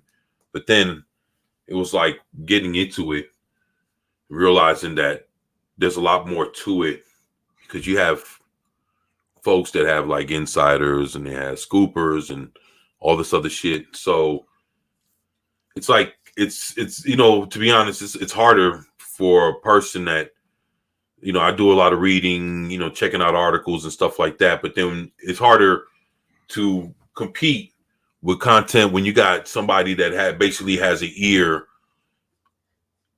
into the actual studios, and you got a lot of your upper echelon YouTube channels, even in the fandom, that know somebody that knows somebody. Sure. So how do you compete when you don't know nobody? Yeah, with you, man. It's like, you gotta take that shit for what it is and just do the best you can and make sure that you dot your I's, you cross your T's, make sure you don't get nobody no false information. And the only thing you have is your word and your reputation, man. And that's, try to make good on both of those.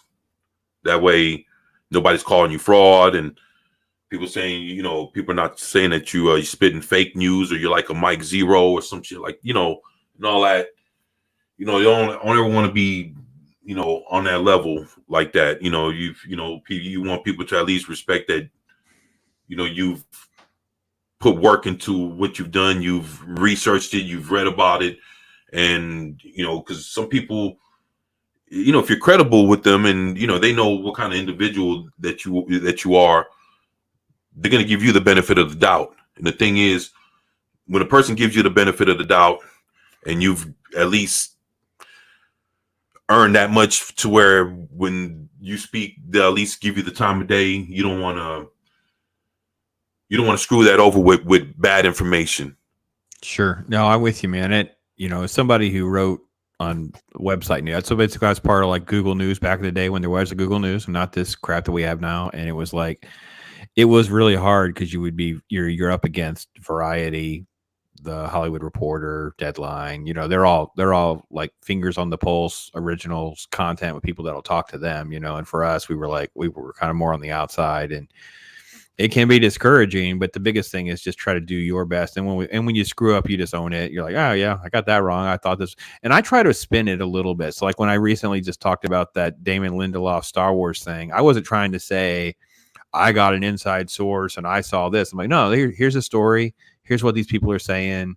Here's my thoughts on it. I'm not going to try to hang my hat. I'm like, oh, I got a scooper or whatever. I don't think I got my theories or my my fan theories. Well, just like we were talking about WBD, like, yeah, I would love to see this and that, whatever. I have no finger on the pulse. I have no idea what these people will do, you know. So you just got to own it. But you seem like you're just having a blast, man. And that's what I like. And Roman said it right here, man. Nerds got a nerd, man. I love a weird culture. Yeah, bro. I'm with it. And yeah. So let's see. So yeah, it's been good. I'm glad we finally got a chance to chat and talk and that kind of thing. How so I gotta make sure I got your link right here. I'll throw it back in the chat, folks. If you're not connected with 24, man, I'm telling you, you need a comic book guy in your show or something like that. Talk to this dude, man. I would love Hook to him talk. up. Loves to chill, loves to hang out. Tells you like for real. And he's raw, man. He's I got him on like a little bit of the PG-13 thing with Pops. So he's been great, man. And tell you what, man, you go over to his channel, man. And when you get wound up, man, 24's he's coming armed, man. He's coming slinging. So I've had to catch myself a few times tonight. I'm trying. I know you heard me. I was like, all those 10-year-olds listening to 24, hoping mom don't walk in right now. That's what happened over there. Oh wow. No, man, he's coming to correct though, man. He's coming for real, and that's what's freaking great, man. And Romy, you're always you know, I'd like to get back with you again, man. You know, I mean, shit. I mean, we want to show off some comics and stuff like that. I always got books, man, and I would love to stuff. I book out so far, guys. So for those of you that want to hang out or whatever, sometimes you got to hit me up and be like, all right, we'll do this in February, because I only stream a couple days a week, and I'm trying to do so much content, and I'm also trying to have fun. Like I don't want to get bogged down again and feel overwhelmed, because that's kind of where I was. Or I'm doing all this stuff. I was producing stuff for other people. I was doing things like that, and it's like next thing you know, it's like work, and I'm like, oh, I'm not enjoying life now. I'm like, I've got my Talk Hard night with Loki and them. I'm hanging out doing my Thursday throwback videos. I'm doing my Saturday morning cartoon videos. I'm doing my thing, right? Yeah, man, I've been doing Saturday morning cartoons. They drop every morning. I do a 9 a.m. and a 9:30, like a retrospective on the X-Men animated series and the Batman animated series. Okay, because I got well, I don't have the Batman animated series. I do have the whole X-Men animated series. Yeah. They're the best. They're goats, man. I just loved it, and I don't know what clicked about doing them on Saturday morning, and I'm like, I'll just drop them on Saturday morning, and I did them at they drop at 9 a.m. and 9:30. That way they're there when most people get up, whether it be Eastern time, because that's where I'm at. But it's been fun to rewatch them, revisit them, have my thoughts on each one or groups of them. I group a few together sometimes. I thought about doing some bonus videos here and there, especially because I was with the kids this weekend. They didn't know who Martian Manhunter was, so we did the original Justice League. 2001. Right. Yeah, because 2001, like the whole coming together of the Justice League is centered around Martian Manhunter and the invasion. So we watched that. So I may do a video just because I rewatched it with the kids, but I just want to have fun, man. I also want to do that. I do the real. I've been movie reviewing for freaking decades now. My wife, we were at the meetup, and I made a comment about it being 20 years, and 2003 would be 20 years. She's like, I think it was longer than that, because didn't we do this and this and this? And I'm like, oh crap, yeah, that was before that website. So yeah, so it's been roughly 15, 20 years, and she's responsible for me even getting press credentials, because I didn't even take it serious back in the day. She was like the one going, well, why did you do this? Why don't you just call them yourself? And I'm like, I don't know. I guess I will. So actually, I'm gonna talk to you about that, man.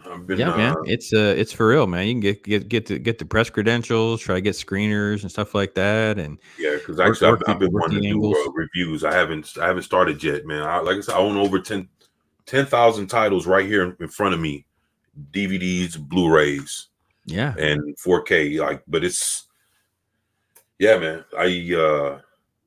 I own quite a bit of stuff, man. So yeah, I think we have to. Roman, they were all about Marvel comics and stuff like that. So, but they knew who everybody was. Like they knew who Batman, Superman, Wonder Woman. They knew who everybody was. But then we're like Martian Manhunter. They just didn't know who he was. And I'm like, well, let's watch something.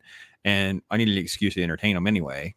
So we turned on the Justice League, and we had 3 episodes of this alien invasion, and they were on the edge of their seat. Like they were like really into it. Like it's so good. I think it's from 2001. It's over 20 years ago, and here you have, little kids. I'm talking elementary school kids watching it, and like, whoa, Pops, Batman's dead. I'm like, come on, guys.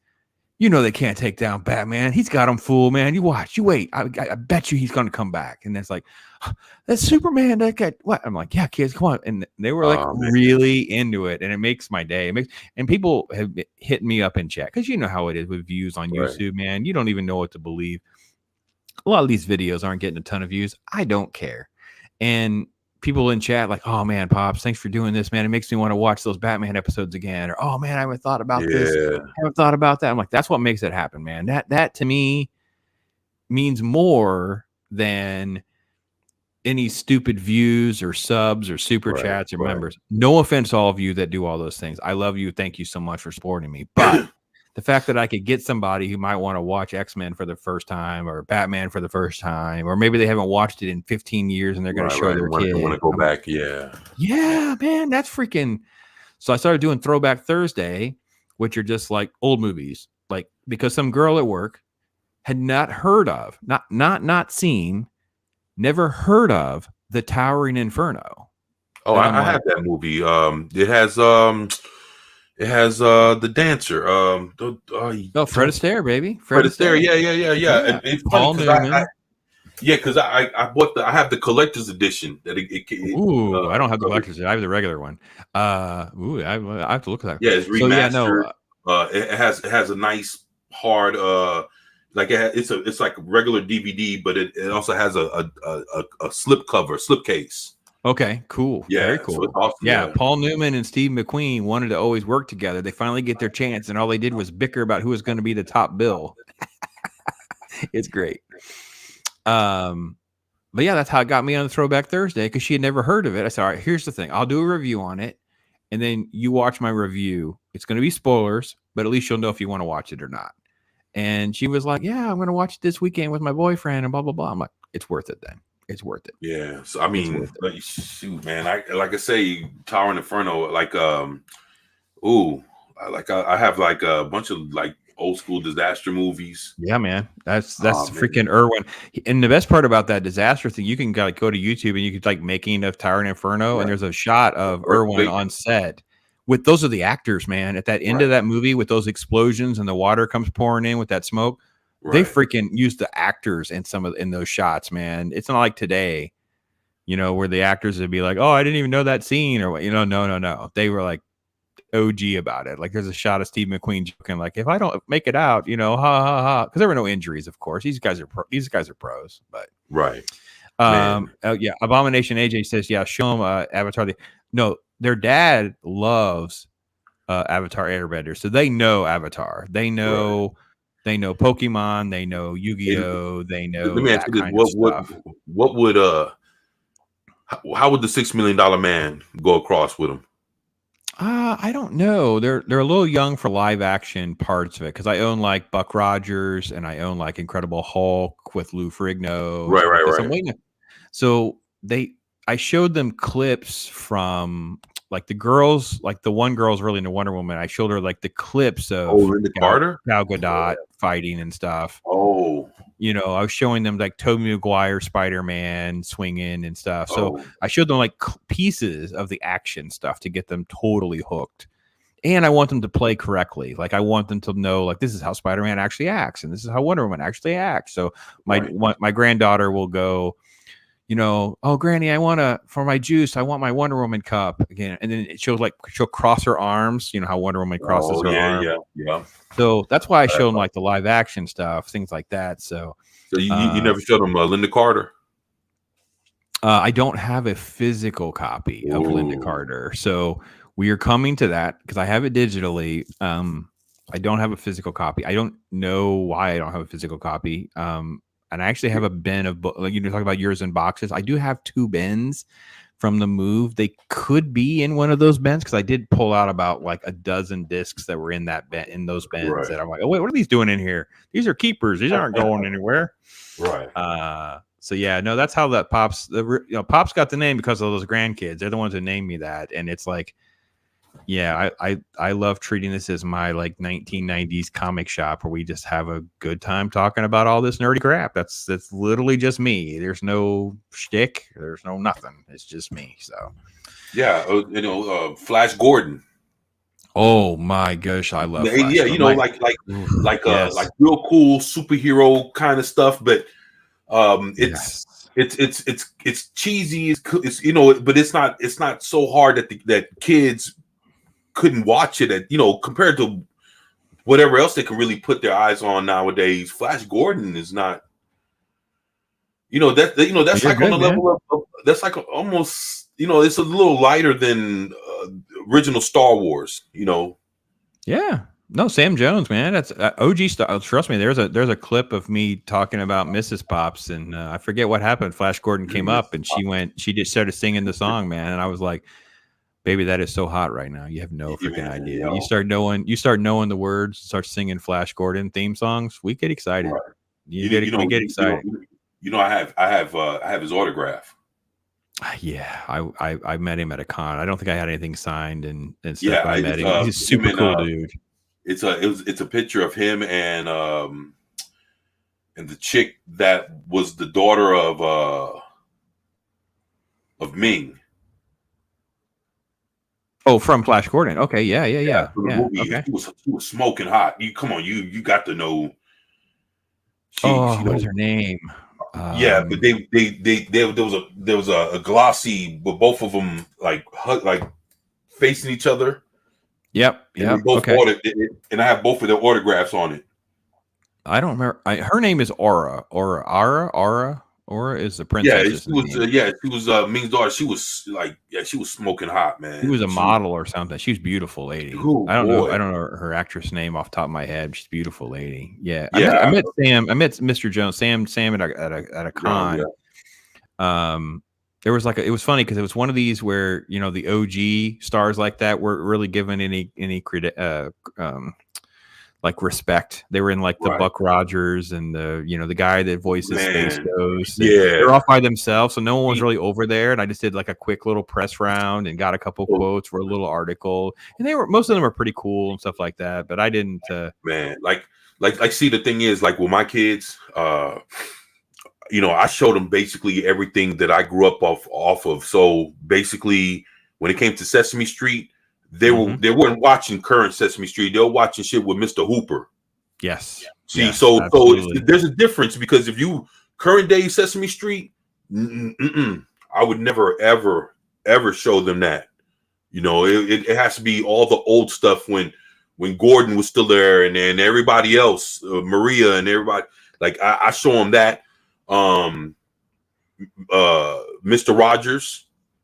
Oh yeah, the electric company. So basically, when it came to superhero stuff, my kids were watching the Super Friends. They had to graduate to Batman the Animated Series. I'm with you, man. So back then they got the Smurfs. They got in the original Garfield. Dude, I was running Fraggle Rock. The Muppet Show, I was killing my kids with all the old school shit. They were watching Gummy Bears. Yeah, Gummy Bears. I was taking them back to really watching a lot of old stuff, but it was the cooler kid stuff that you'd actually really see on a Saturday morning. Yeah, my one granddaughter, her first OG stuff was the original Scooby-Doo series, the very OG. Where are you, Scooby-Doo? Right. She knew the theme song and stuff like that. So, they're all throwing down the details. Ornella Muti she's an Italian actress. That makes sense because there you go. So gotta love it. It was a picture. Fat Albert, Fat Albert was OG. Yeah, right.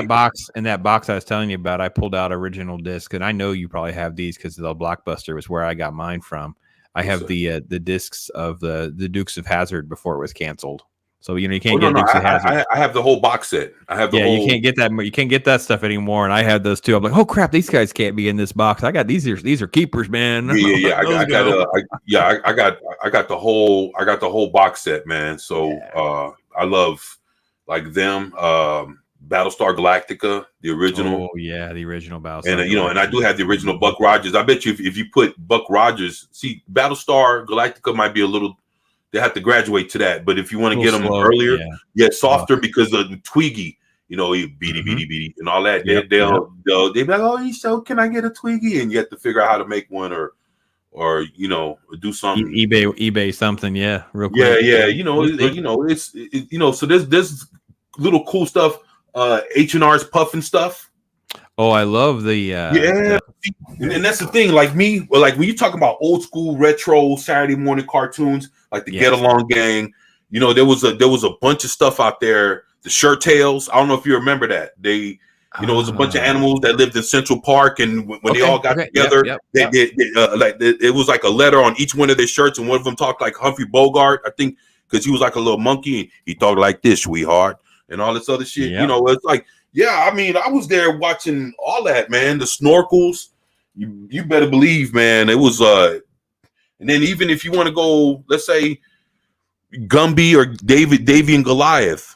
Oh, Davy. Oh man, Gumby is my jam. I love the Gumby stuff. So man, we were talking about like what Saturday morning cartoons I watched, and I said, well, obviously the Scooby-Doo stuff, and obviously you ended up with like Laugh Olympics and all that Hanna-Barbera stuff. Oh, with all the different things, man. And of course you mentioned H.R. Puffin stuff, but it was all of that Sid and Marty Croft stuff, right? So Sigmund the Sea Monster and Land of the Lost and all that stuff. Land of the Lost. Yep.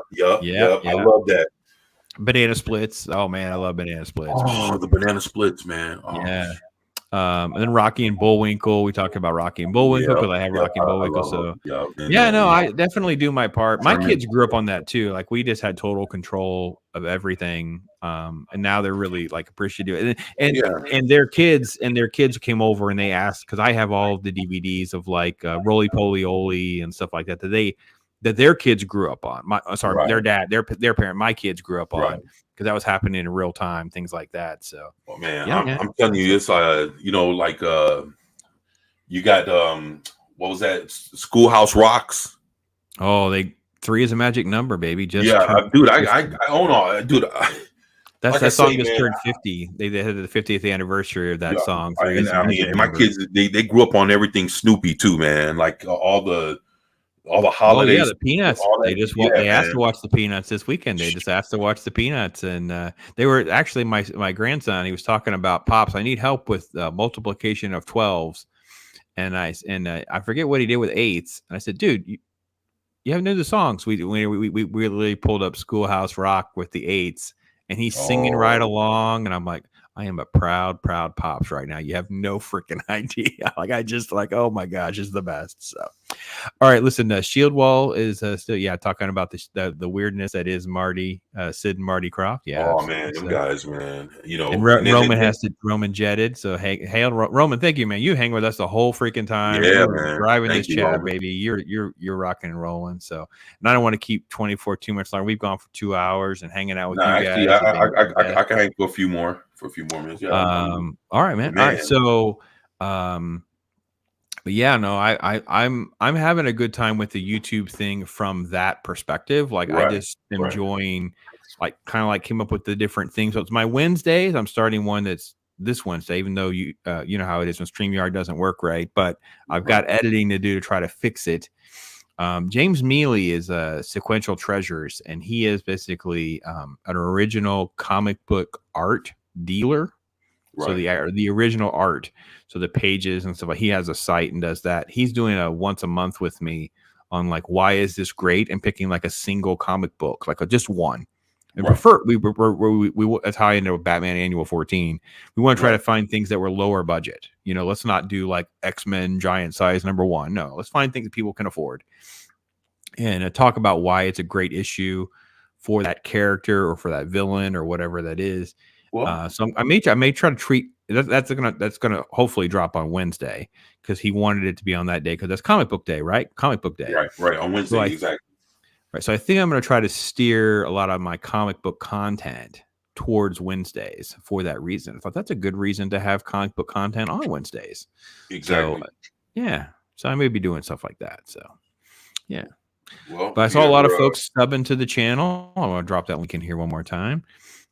Make sure people if got you, a you know, chance. There's nothing in the description, guys. I'm sorry about that. I will definitely tweak all that. It will be in the description if you're watching this after the fact. I have to go to bed here soon and then get up and do it at work, but it will get done tomorrow. 24 has been great with this time. And let me tell you why. You need somebody to talk comic books. You need someone who wants to just be like unbridled and honest with you about pop culture, what's going on in the news. His channel is really up to date on a lot of news stuff too. He comes up, he finds stuff. I'm like, oh man, I haven't seen that yet. And by the way, Phil TMT has been in here too.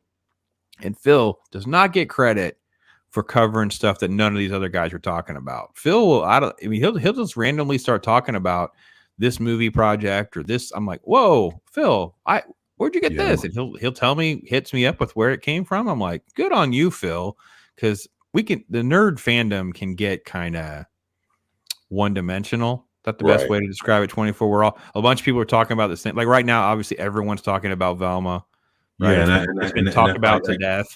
Yeah, and that's why I steer away from a lot of that shit. I got but then I try to talk about things that I know would pique somebody's interest if they knew that it was out there. And to be honest, when it comes to news and information, you know how much stuff really gets buried on a daily basis because a lot of people target so much of the bigger titles that there's a lot of little stuff, like Voltron's good, they're making a live action Voltron movie and people just like, but it gets overshadowed by, something that's going on with Warner Brothers. So, people don't. I agree. You covered Passion of the Passion of the Christ film. The new Passion of the Christ film is going back into production, and I don't think anybody else got to that. I've heard about that film for like 10 years. Nothing ever happened, and you dropped your video like we're going to film. I'm like, oh yeah, whoa, that's like hitting me in the next 2 or 3 months. Yeah, because that's been. I've interviewed Jim. I've met Jim Caviezel a couple times, and yeah, this has been talked about forever. But Mel Gibson went through his phase where he had issues and things going on. He's been trying to revitalize his career.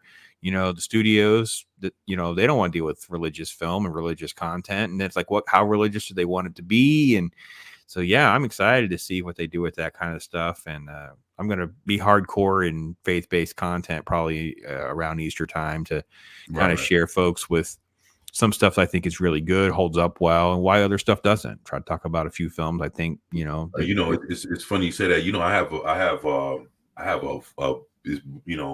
believe me, out of over 10,000 titles on Blu-ray, DVD, nothing bootleg, everything original, right? And I do have a collection of Bible movies, the Ten Commandments, I do own I think it's the definitive version of the Passion of Christ. I think it was like the 3rd or 4th version that came out. Cause they had the theatrical version, which is the regular. And I think they had a director's cut. And then they had, they had another one. And I think at the end they had definitive one, which is like more of like a bluish, purplish kind of cover to the DVD and then again I have a lot of Bible movies, David and